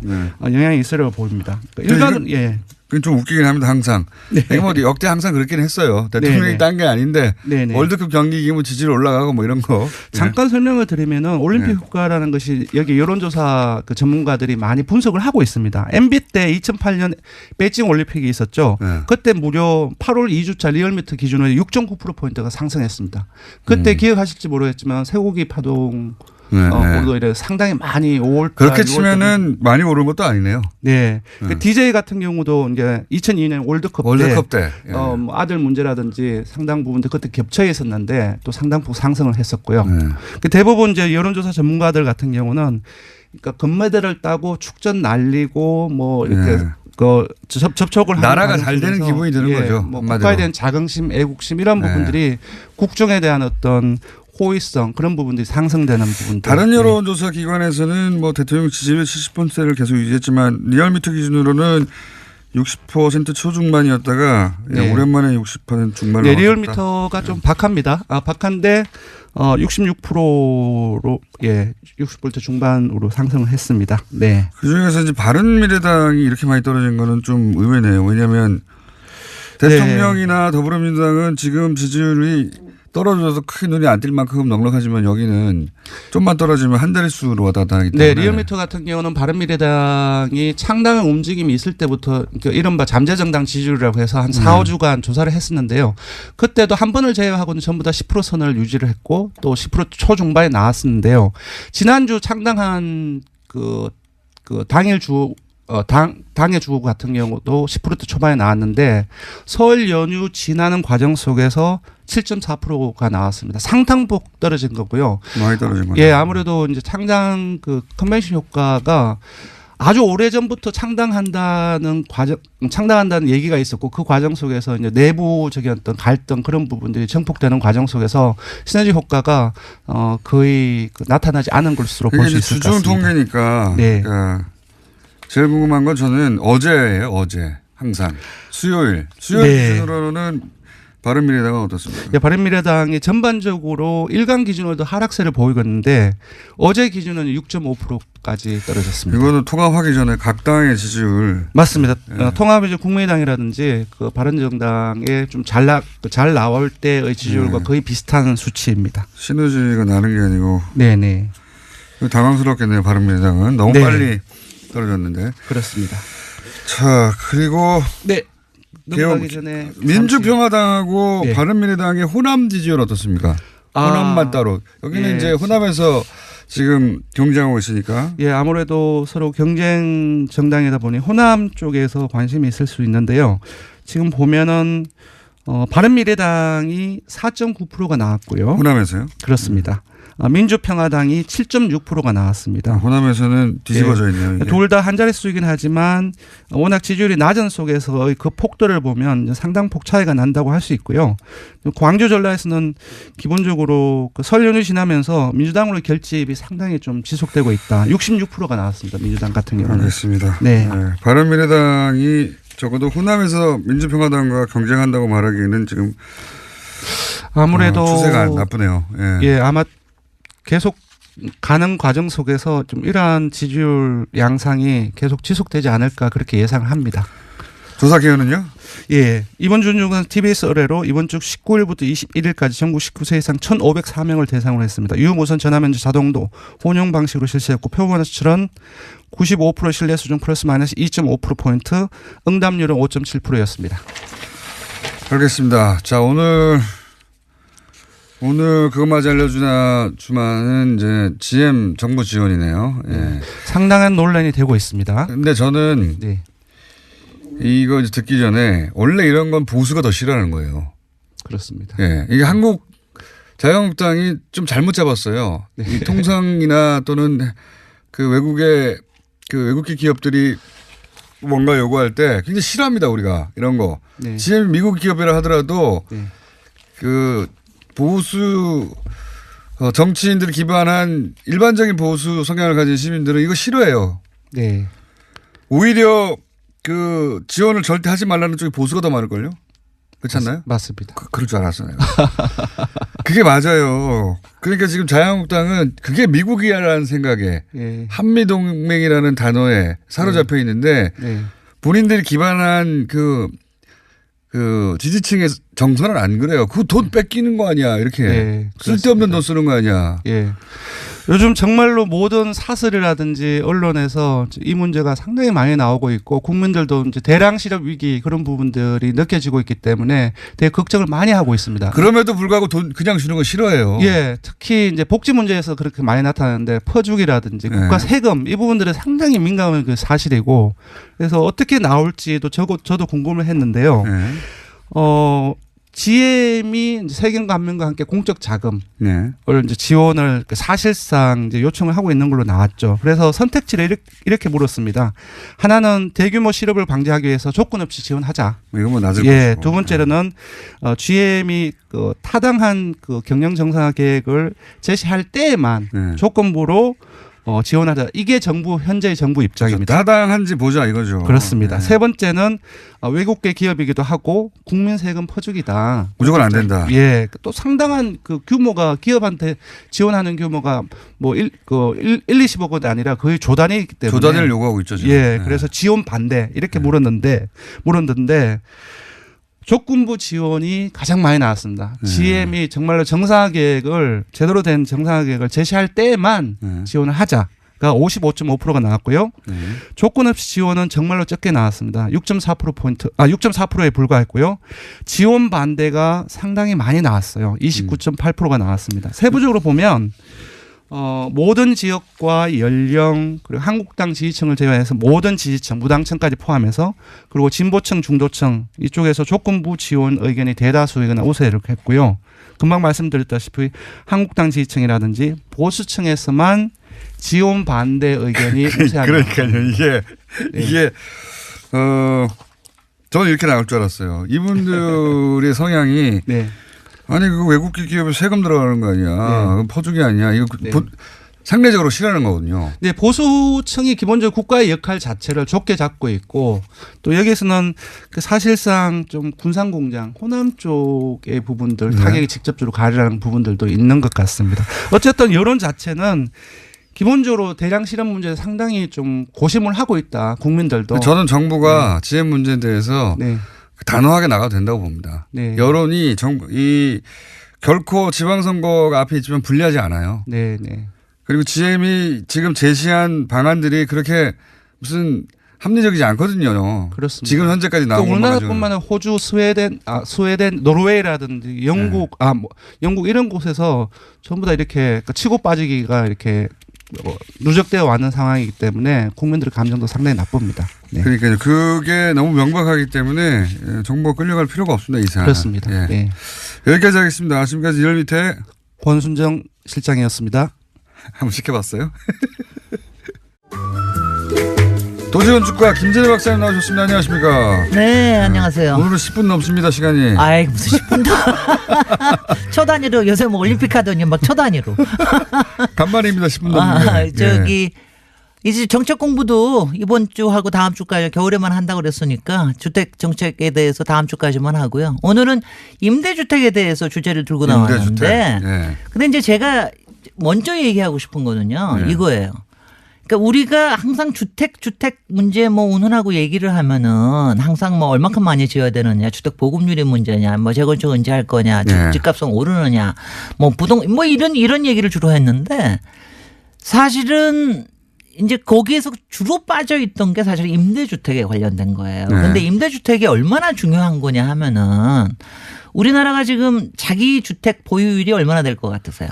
한 50? 절반 정도 넘죠. 조금 넘습니다. 57%에서 60% 사이 왔다 갔다 하는데 자기가 주택을 보유했더라도 자기 집에 안 사는 사람들도 많잖아요. 그렇죠. 요새는 굉장히 이게 모빌리티가 이동성이 네. 많아져 가지고 그러니까 절반 이상이 넘습니다. 임대주택. 여기 네. 거기에 포함하는 거는 김원영 전세, 공장장님처럼 이제 본인이 별로 주택 뭐 저는 부동산에 관심이 없어요. 관심이 없어요. 자기 거 가지고 있으면 귀찮다 이런 사람들도 그냥 있지만 제가 살 곳 한 곳에 관심이 있는 거지. 네. 거기 시세도 관심 없고. 시세는 관심이 좀 있어야지. 왜냐하면 아니, 일단 시세에 따라서 이제 전세값도 많이 달라지고 그러니까. 아니 제가 만약에 그 집을 가지고 예를 들어서 뭐 이익을 남기거나 네. 또는 뭐 빨리 팔아야 되겠다거나 아니면 뭐 더 이 부동산 장사를 해서 더 큰 데로 가야지 이런 인식이 있을지 모르겠는데 네. 저는 왜 그래요, 근데? 또 제가 그냥 궁금해서 물어보는 거예요. 왜냐하면 워낙 잘 벌어서. 돈이 있을 때도 돈이 없을 때도 그냥 네. 내가 살 곳이 있으면 됐지. 아니 부동산에서 이제 돈을 번다는 거에 대한 일종의 윤리 의식? 그거 아니에요. 그건 아니에요. 예. 못 가? 못 가요? 참 궁금하네. 아니 그게 이제 관심이 없어요 저는. 네. 거기서 돈을 벌어 가지고 뭘 해야 되겠다는 그 의식 자체가 머릿속에 없기 때문에 네. 그 골치 아프게 뭐 그런 거 신경 쓰고 있나. 골치 아프게. 그럼 내가 사는 그러냐. 곳이 마련됐으면 됐지 뭐. 네. 근데 이제 그렇다면 바로 네. 그거예요. 그러니까 50% 솔직히는 50% 이상이 임대주택에 살 겁니다. 실제적으로. 네. 근데 그 사람들이 지금 공장장 마음대로만 되면 되는 거예요. 그건 뭐 내가 살 곳만 있고 네. 그러면 더 너무 오르지만 않고 그리고 내가 좀 살고 싶을 때까지 살게만 되면은 좋겠다. 그래서 이제 우리 요새 얘기하는 임대주택에 대한 뭐 렌트 컨트롤이라든가 이런 게 이제 굉장히 중요해지고 그러는데 사람들이 이 아파트나 이런 시세 에너지를 너무 많이 쓰더라고요. 글쎄 말이죠. 근데 저는 이제 그 에너지를 제가 이 짧은 시간에 좀 얘기하고 싶은 거는 뭐냐면은 우리나라의 주택 정책이 사실은 이제는 굉장히 사는 거에 대해서 사는 게 아니라 사는 거 그러니까 임대주택에 대해서 굉장히 관심을 기울일 사실은 때가 이미 지났습니다. 근데 우리 정말 지났습니다. 왜냐하면 제가 우리나라 주택 정책을 배우면서 제가 한심한 거는 뭐냐면은 우리나라 주택 정책이라는 게 사실은 뭐 박정희 정부 때부터 시작됐는데 그때부터 계속해서 주택 건설만 했거든요. 박정희. 근데 주택 건설을 왜 했겠습니까? 왜 했겠습니까? 그때는 모자라서 했겠다는 거는 적이고 네. 그거 해야 삥땅을 할 수가 있거든요. 솔직히 왜냐하면 제가 굉장히 화가 그 관점에서 말하면 그 말이 돌아보면서 정답이죠. 맨날 저기 네. 하는 건 뭐냐면은 왜 이명박 대통령이 임기 시절에 했던 모든 프로젝트들이 네. 거기에서 뭔가가 이익인 수익 모델이 되기 때문에 한 거 아니에요. 이명박 대통령이 한 일은 그 이익을 누가 가져가지 하는 관점에서 보면 네. 다 이해가 됩니다. 글쎄요. 근데 왜냐하면 우리가 애초에 잘못 끼운 게 뭐냐면은 그러니까 주택이라고 공급이라고 하는 게 사실은 주택 복지나 주택 우리의 삶의 질을 얼마나 올리느냐에서 시작한 게 아니라 장사를 되게 하느냐 여기서부터 시작을 한 거거든요. 그러니까 얼만큼 팔리게 하고 그러니까 이제 모든 에너지들이 분양주택으로 한 겁니다. 건설 경기 얘기하고. 건설 경기하고 주택 산업 건설 산업 얘기하고. 맞아요. 부동산 관련해서 내가 어떻게 그 집에서 살 것인가 이런 얘기 한지 해본 적이 없어요. 그러니까 얼마나 한심하냐면 우리나라의 주택 건설 촉진법이 70년대에 만들어졌는데 임대주택에 대한 건 그것보다도 10년 늦게 만들어졌습니다. 그리고 실제적으로 공공이 짓는 임대주택이라는 거를 처음으로 법을 만든 거는 2003년 DJ 정부 시절이에요. 그러니까 얼마나, 그러니까 30년이 지나서 겨우 공공에서 임대주택을 만든다는 걸 생각을 한 거예요. 돈을 그렇게 벌었으면서. 이제 이게 어느 만큼 차이가 나느냐 하면은요. 가령 영국 같은 경우가 이제 우리하고 많이 비교가 되는 게, 영국은 45년 전쟁이 끝나자마자 가장 많이 투여한 데가 공공임대주택입니다.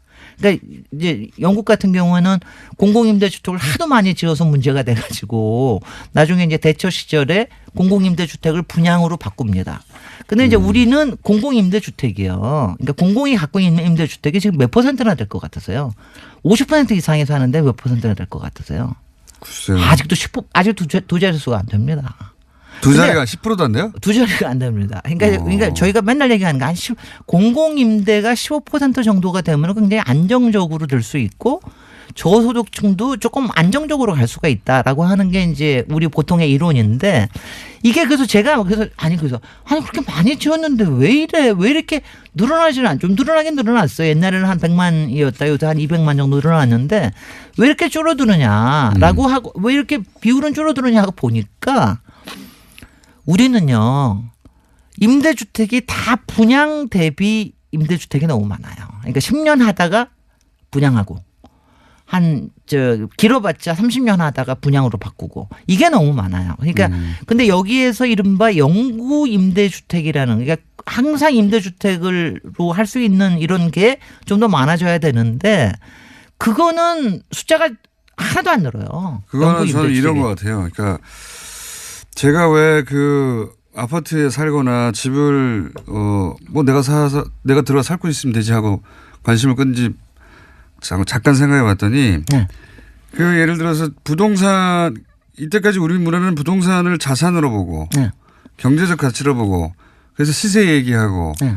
그리고 그 아파트에 들어가야 자기 삶이 성공하는 것처럼 광고도 엄청나게 때리죠. 수십 년간 받아왔잖아요. 그러니까 거의 세뇌 수준입니다. 그러니까 집이라는 게 내가 사는 곳 또는 내가 평생 삶을 이루는 곳, 그런 공간이라는 개념이 머릿속에 없고 내 신분하고 연결되고 내 재산하고 연결되니까 임대하면 못 사는 것 같은 거예요. 글쎄 맞아요. 그것 때문에 네. 그런 것 같습니다. 그게 확실히 그래서 이제 네. 이거를 좀 바꾸려고 그러면은 문화의 문제, 문화. 그러니까 공공임대에 대한 것도 그렇고, 그다음에 굉장히 중요한 게 아니 이제 죽을 때 집 다 뽀개가지고 글쎄 말이에요. 관에 넣고 가는 것도 거기에 아닌데. 묶여가지고 네. 잘 살지도 못하고 맨날 이자내를 하고 바쁘고, 나 이것도 그래서 그다음에 나머지는 민간의 임대가 좀 안정적으로, 그러니까 살고 싶은 데 살고 네. 싶은 만큼 살고 너무 오르는 걱정하지 마. 요거를 안전하게 만드는 거에 굉장히 많이 투입을 해야 되는데, 네. 임대 솔직히 뭐 제가 이제 이거 얘기하면은 이제 뭐 김현미 장관도 나중에 얘기 듣고 그럴 텐데, 김현미 장관이나 문재인 정부에서 상당히 그쪽 부분을 생각을 하면서도 아직은 그렇게 용감하게 하지 못해요. 아니, 왜냐하면 이제 이건 앞에 있는 이 관념이 워낙 크고, 그러니까 이건 전 국민의 인식을 바꿔야 되는 거죠. 그래서 근데 이제 그 부분을 많이 바꿔서 제가 오늘 얘기하는 뜻도, 네. 이게 뭔가 왜곡이 돼 있다 우리가. 그리고 우리가 여기서 계속 굉장히 떠들죠. 절반 이상이 임대에 사는데 네. 임대에 사는 게 아무렇지도 않아져야 된다. 뭐 어떻습니까 그게. 그리고 그저 말이죠. 그리고 네. 그거 가꾸고 살고, 그다음에 내가 살고 싶은 만큼 살고, 괜히 이 부동산 머리에 이고 등에 짐지고 살 필요 없다. 이런 점에서 임대주택에 대한 생각을 굉장히 많이 좀 근데 바꿔야 이게 한다. 너무 오랫동안 네. 말씀하셨다시피 박정희 정부 시절부터 지금 50년 60년 동안 이어져 온 문화라 한 번에 바뀌지는 않겠지만, 네. 그런 얘기를 뉴스공장이라도 계속 해야 될 것 같아요. 집 안에서 내가 어떻게 살지가 중요한 건데 네. 그런 문화는 없고 네. 다 똑같이 살아요. 그래서 말이죠. 똑같은 박스 안에 살면서 시세 생각만 하는 거예요. 시세 생각만. 아니 맨날 생각하고 어떻게 하면 처음에 분양 이걸 잡지? 그리고 조금 한 5, 6년 살다가 그 다음에는 이거 팔고 나가는 게 지금 이로운 거 아니야? 맨날 그거 걱정해요. 아니 그러니까 집을 사서 맨날 그 걱정만 다음에 하다가 언제 팔까 생각하는 게 저는 이해가 안 가요. 글쎄 말이죠. 그래서 저의 꿈 중에 하나는 이 등산이나 우리 여성 주부들 모여서 모일 때 집 언제 팔고 언제 사지, 이 좀 주제가 좀 안 나오는 사회에서 살고 싶으려면 우리가 임대주택이라는 거에 대해서 네. 우리가 사는 거에 대해서 마음을 좀 열어야 된다. 아니 얘기하고 물론 싶습니다. 부동산을 자산으로 보고 그것을 경제적 가치로 볼 수밖에 없는 분들도 계시죠. 네. 아니 근데 그것도 중요합니다. 근데 전 국민이 그럴 필요는 없잖아요. 그렇습니다. 그리고 이렇게 남의 집에 사는 거에 대해서 안전하다고 생각을 할 수 있도록 하는 사회를 만드는 게 굉장히 중요한 거예요.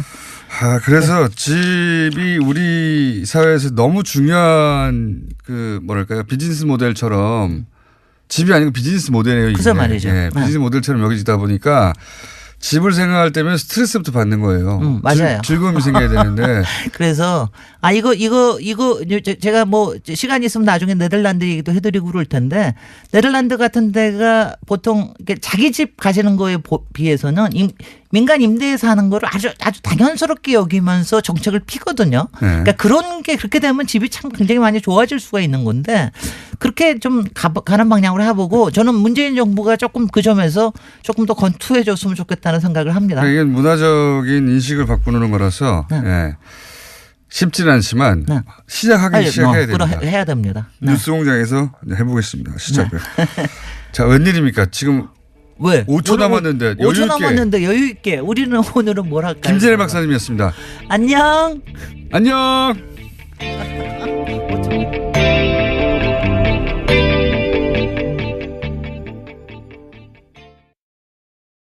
결국 노사 간의 이 문제를 어떻게 해결할 것이냐 이 부분에 대해서 먼저 협상하게 하는 것이 필요하다고 생각을 합니다. 그리고 노사가 자구책을 먼저 내놓게 하는 것이 필요하다. 저는 굉장히 사실은 GM에 대해서 저도 의심의 눈초리를 보고 있는데요. 근데 역시 노조의 책임도 있다. 그러니까 양쪽의 책임이 다 있다는 겁니다. 노조의 책임도 있다고 봅니다. 뭐 예컨대 군산공장에 같은 경우에도 뭐 한 달에 7일 일하고 다 받아가고 뭐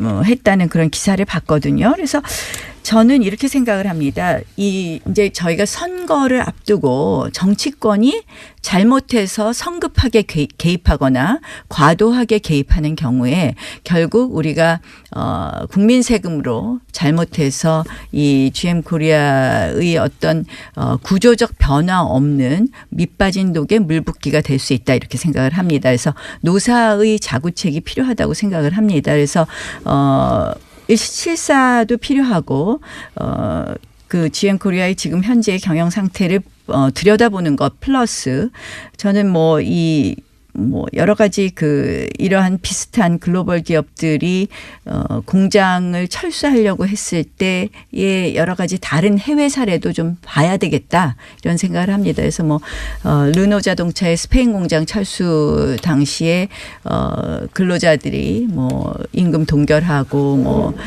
했던 그런 노력이라든지 또는 일본의 P&G사의 철수 과정에서 일본 노동자들이 투쟁하거나 파업하거나 이런 것보다는 가서 본사를 가서 설득해서 경제 논리로 설득해서 생산성을 높였던 부분이라든지 이러한 부분을 결국 양측이 다 노력하는 모습을 저희가 요구해야 된다.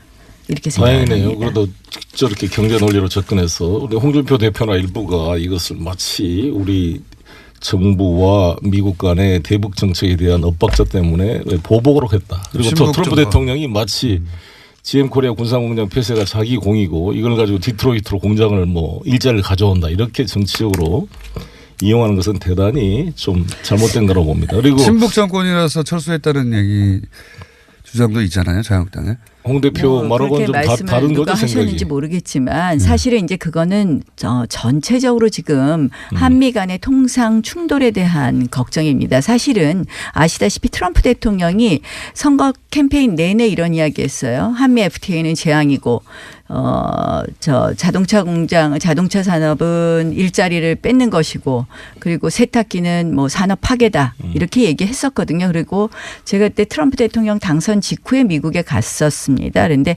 이제 그때 한국, 중국, 일본 중에서 환율 조작국을 지정할 것이다 이런 이야기를 공공연하게 했을 때 미국의 조야에서는 이 통상 압박의 제일 타겟은 한국이라는 것이 아주 공공연한 사실이었습니다. 그런데 그동안 저희가 전혀 준비를 하지 않은 것이죠. 예컨대 이제 통상본부만 전혀 해도 준비를 하지 않은 게 아니라 준비를 잘해서 환율 재정수도 우리가 잘 이겨냈고요. 두 가지 문제가 있다고 생각하는데요. 제가 윌버로스를 만나고 왔어요. 근데 나름대로 누구 만나고 오셨어요? 윌버로스 상무장관을 만나서 여러 가지 얘기를 지난번에 나눴습니다. 가서 만나고 오셨죠. 예. 네.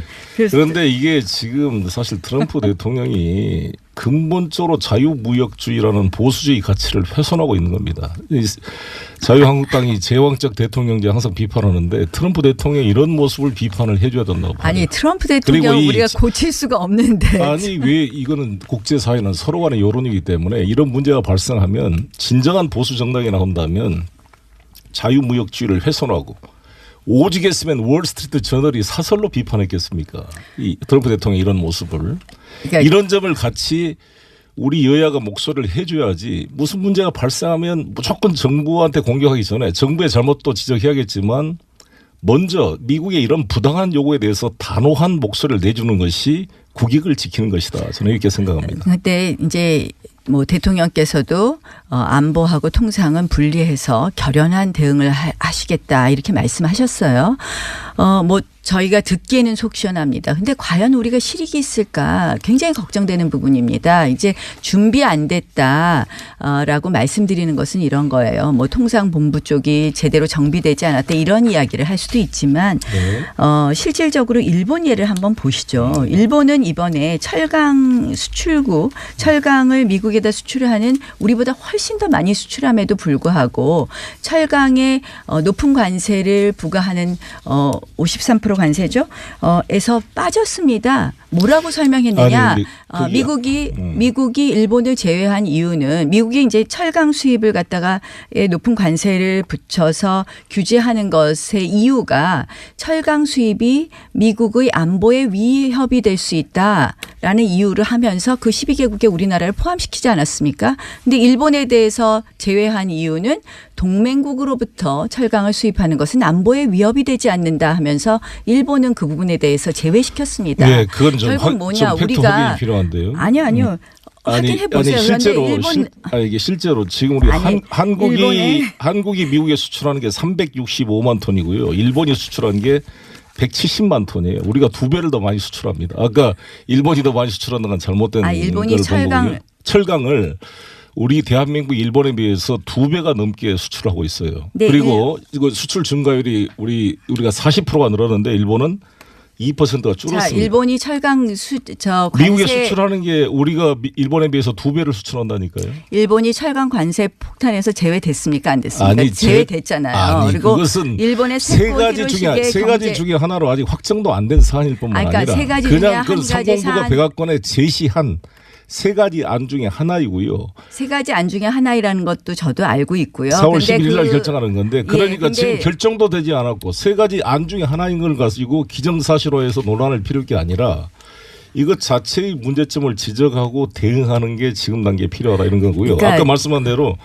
우리 한국은 일본에 비해서 365만 3,934톤을 수출하고 있어요. 그러니까 이게 일본에 비해 2배나 많이일 뿐만 아니라 특히 펜스 쪽에서의 디펜스일 뿐이다. 여기에는 굉장히 라임이 살아있네요. 펜스의 디펜스. 그러니까요. 한번 해보니까 괜찮아 계속 하는 거예요. 여기 우리나라 버전이 있을 수 있고요. 그리고 북한 버전이 있을 수 있습니다. 이건 미국 펜스의 디펜스 버전인 거예요. 예. 원래 동네에서 동네 사람들끼리 싸워도 각각 자기 입장이 완전히 갈려요. 그냥 미국의 펜스 입장을 일방적으로 기정사실할 필요는 없어요. 아, 이쪽에서는 이렇게 디펜스가 나오는 거구나. 그러는 거고요. 그리고 이제 이걸 기준으로 해도 북한이 취소한 이유가 펜스 직전에 탈북자를 만나고 그렇죠. 예. 펜스 부통령이 일부러 직전에 탈북자를 만나서 자국민을 고문하는 정권이다 이렇게 말을 했거든요. 직전에. 이거 참 촌스럽게 얘기하는 거예요. 만약에 북한이 미국을 만나기 직전에 콴타나모에서 나온 죄수를 만나가지고 고문당했어요? 이런 거 물어보고 고문당했죠.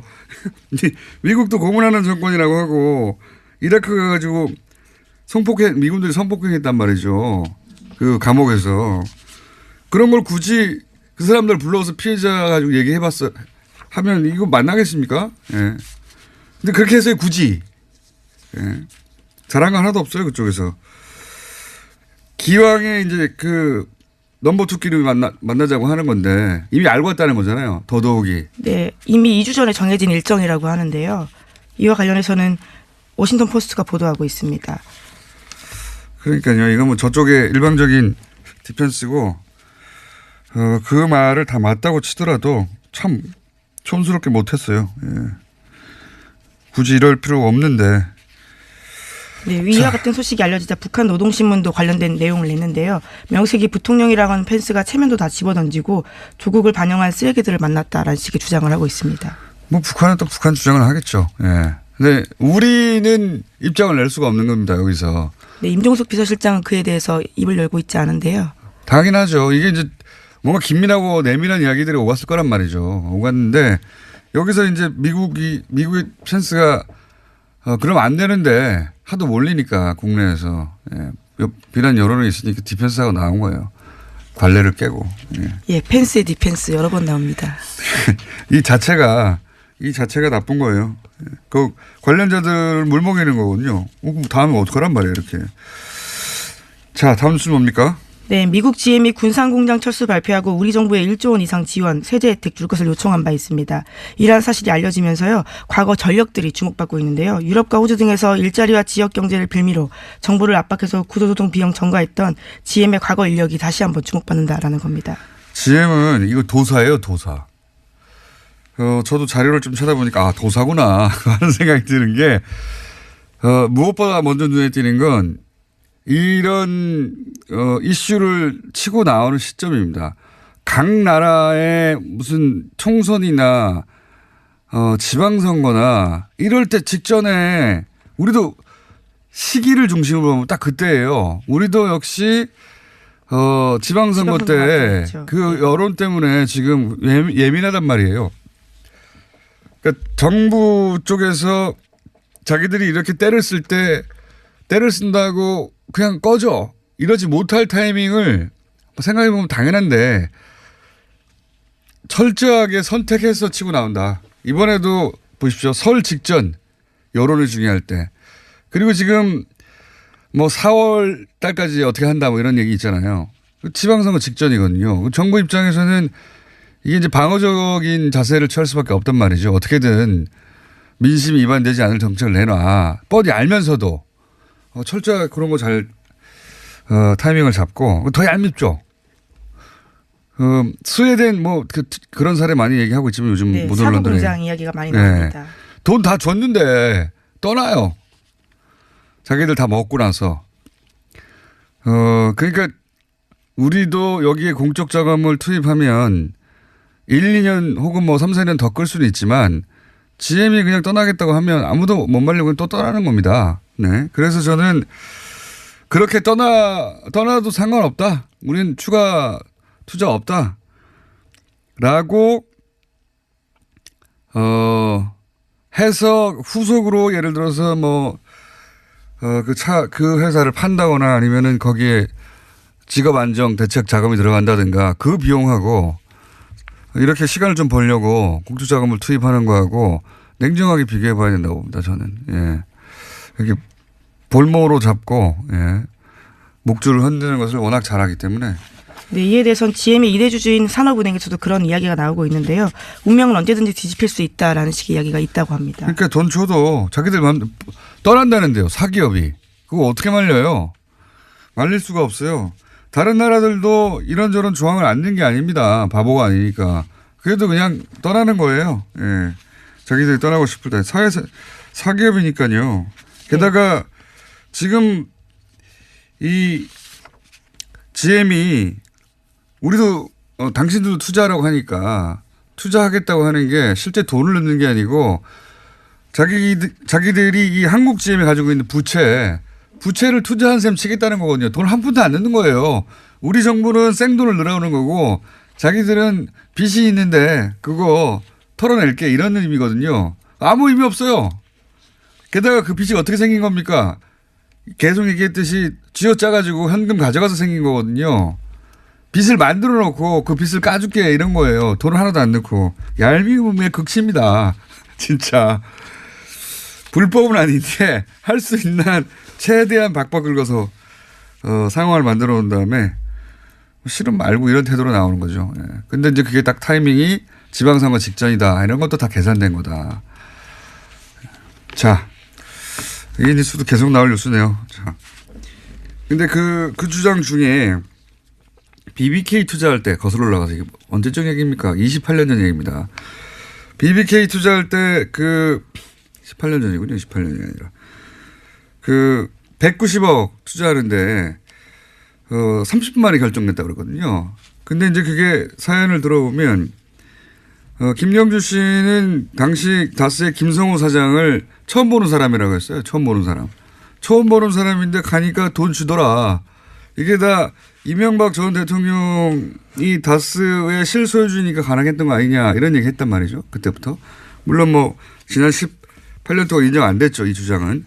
근데 이렇게 되면 이제 뭐가 연결되냐면 이명박 전 대통령은 BBK 주가 조작의 주범이 되는 겁니다. 그렇죠. 그 돈은 그 돈의 주인이 이명박 전 대통령이었기 때문에 그 주가 조작에 쓰인 돈도 역시 이명박 전 대통령의 허락이나 개입 없이는 쓸 수 없었던 거거든요. 제가 보기에 개인적으로 수많은 일들이 있지만 경제적 관점에서 가장 악질적인 범죄는 이 주가 조직이에요. 네, 김경준 씨는 그걸로 실형을 살았거든요. 꽤 오래 살았습니다. 10년 우리나라에서만 10년 가까이 살았고 내용적으로 보면 왜 악질적이라고 하냐면 액수는 이거보다 큰 게 많죠. 4대 강도 그렇고. 근데 가장 악질적이라고 생각하는 게 이 BBK 사업은 실패했어요. 실패해서 손실을 보게 생겼어요. 그러면 사업하다 실패하면 거기서 끝나야 돼요. 근데 이때부터 한 일이 뭐냐면 본전이 너무 아까운 겁니다. 이명박 전 대통령의 본전 의식은 정말 어마어마하잖아요. 예? 그 다스 대납, 삼성의 대납, 돈 남은 거 미국 가서 받아오라고 그랬던 분이잖아요. 10억까지도 챙겼습니다.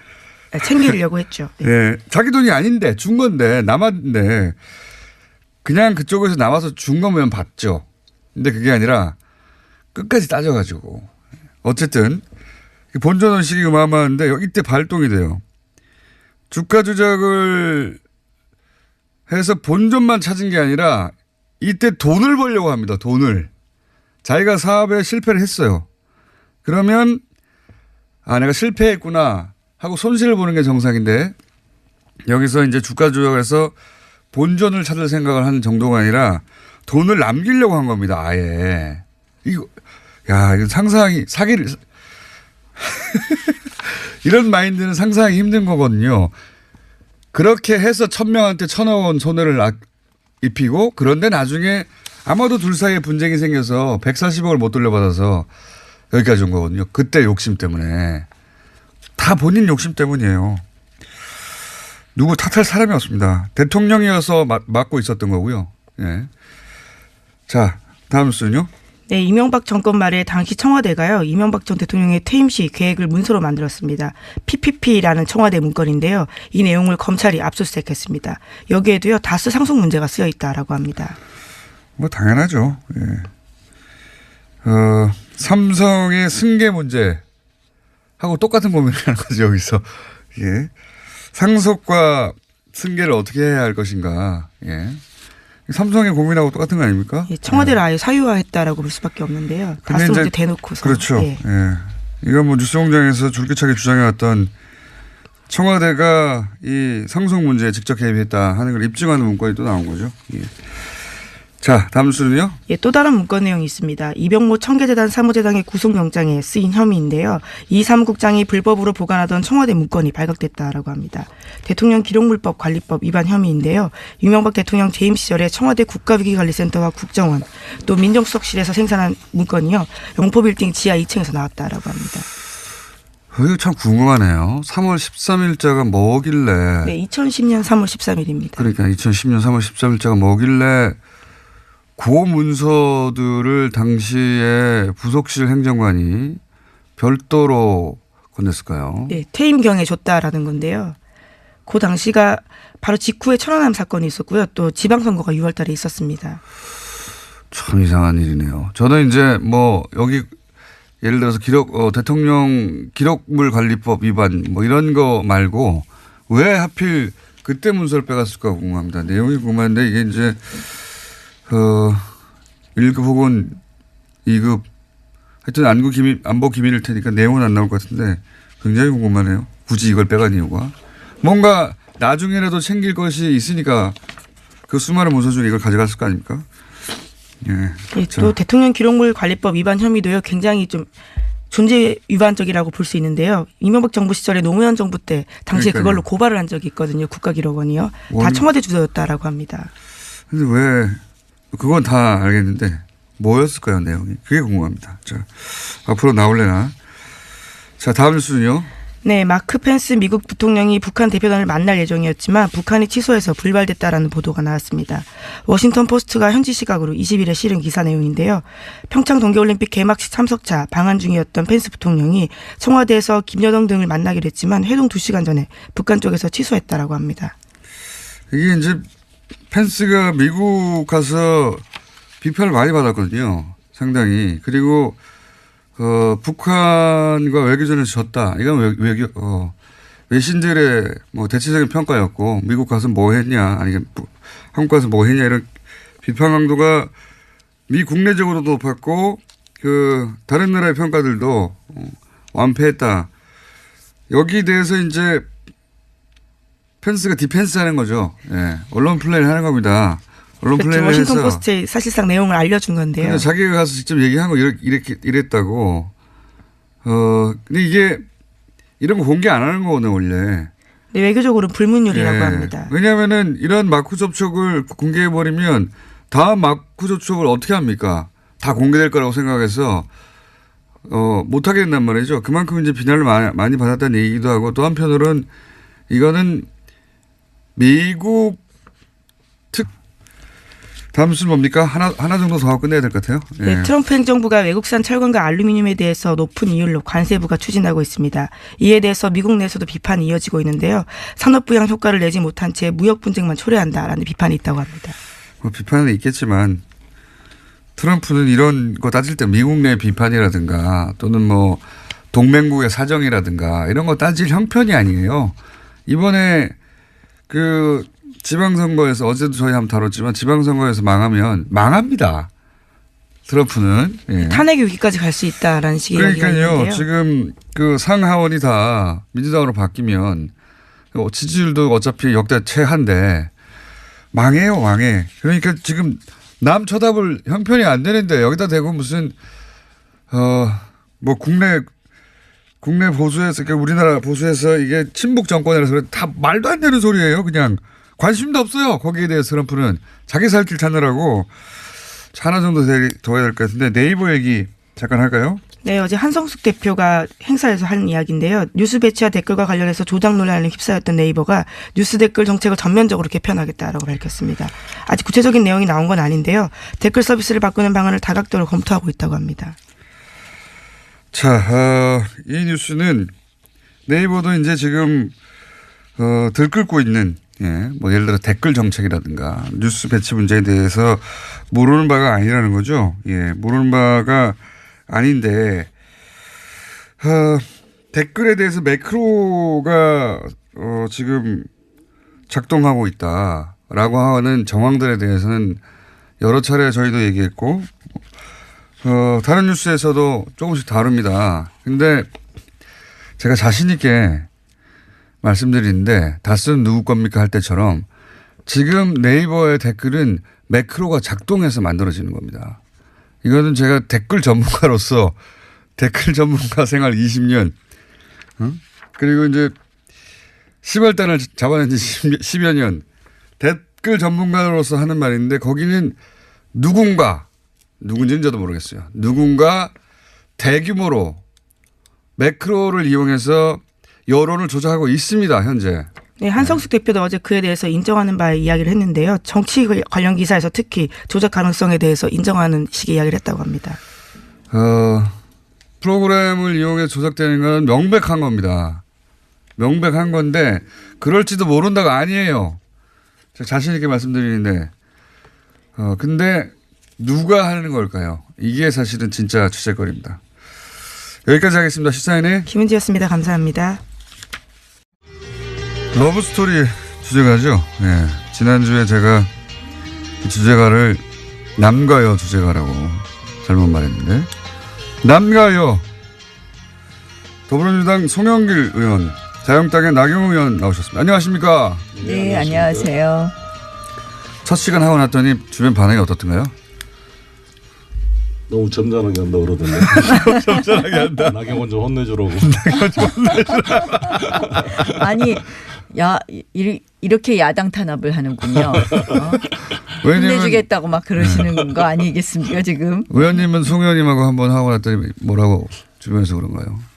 뭐 저는 그저께 이제 저희 동네 분들이 듣는다 그러셔서 어떠세요? 그랬더니 그냥 소신 있게 말씀하시대요 그러시더라고요. 그래서 그 방송은 좀 그렇잖아요 그러던데요. 그 방송은 좀 그런데요.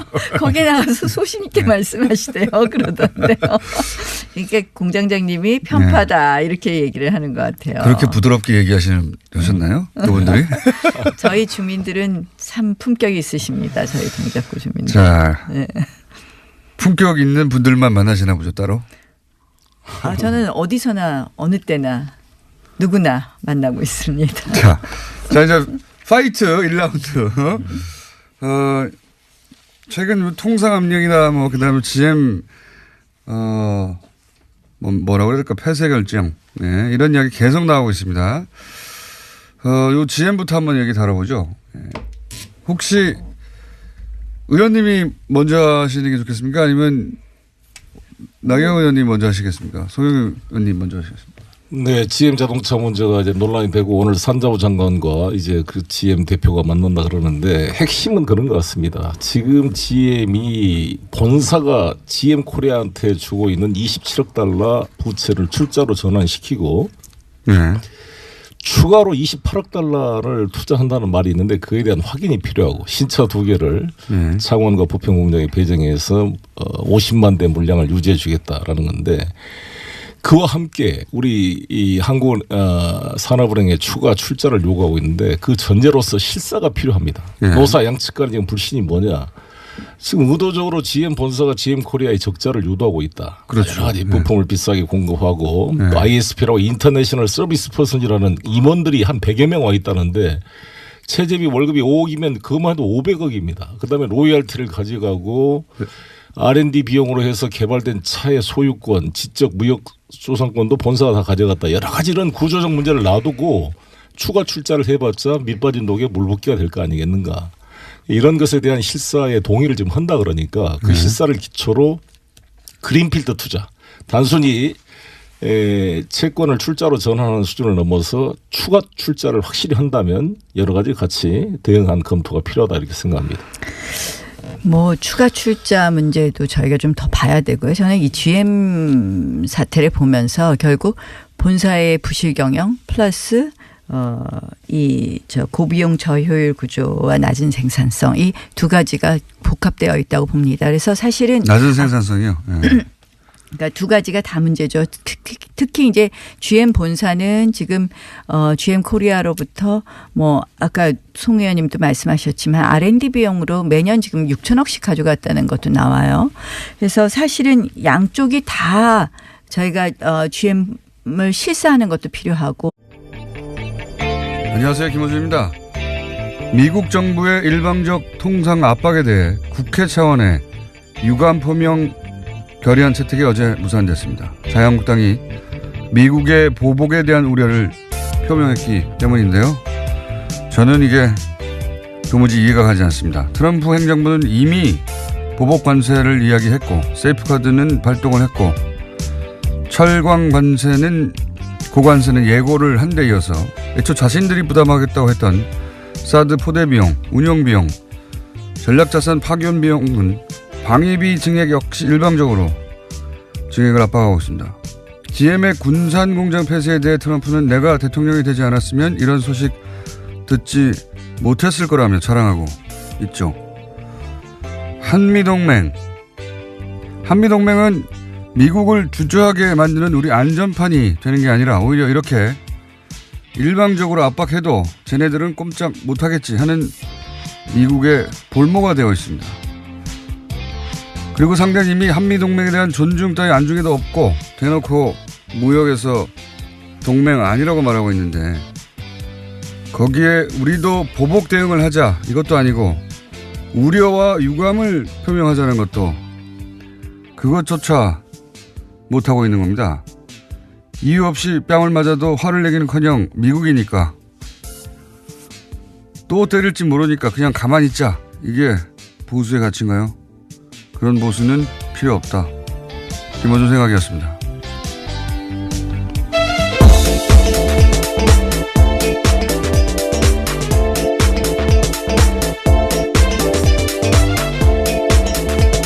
시사인의 김은지입니다.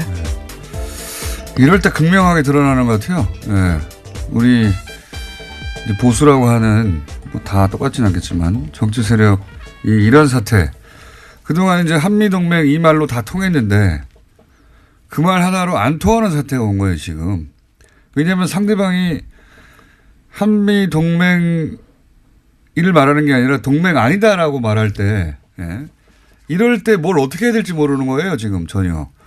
그러면서 이제 그냥 이건 내부 총질을 하는 걸로 해결하고 있거든요. 그 친북 정권이라서 미국이 저렇게 나온다든가. 친북 정권하고 무슨 상관이 있어요 이게. 이게 말이 안 되는 게 뉴스공장에서도 한 3, 4주 전쯤에 저희 다뤘지만 한국산 세탁기 세이프가드 여기서부터 막 뉴스가 나오기 시작한 건데 이거 미국 월풀사가 이명박 정부 때 제소한 겁니다. 그래서 우리는 또 WTO 제소하고 그래서 우리가 이겼어요. 네.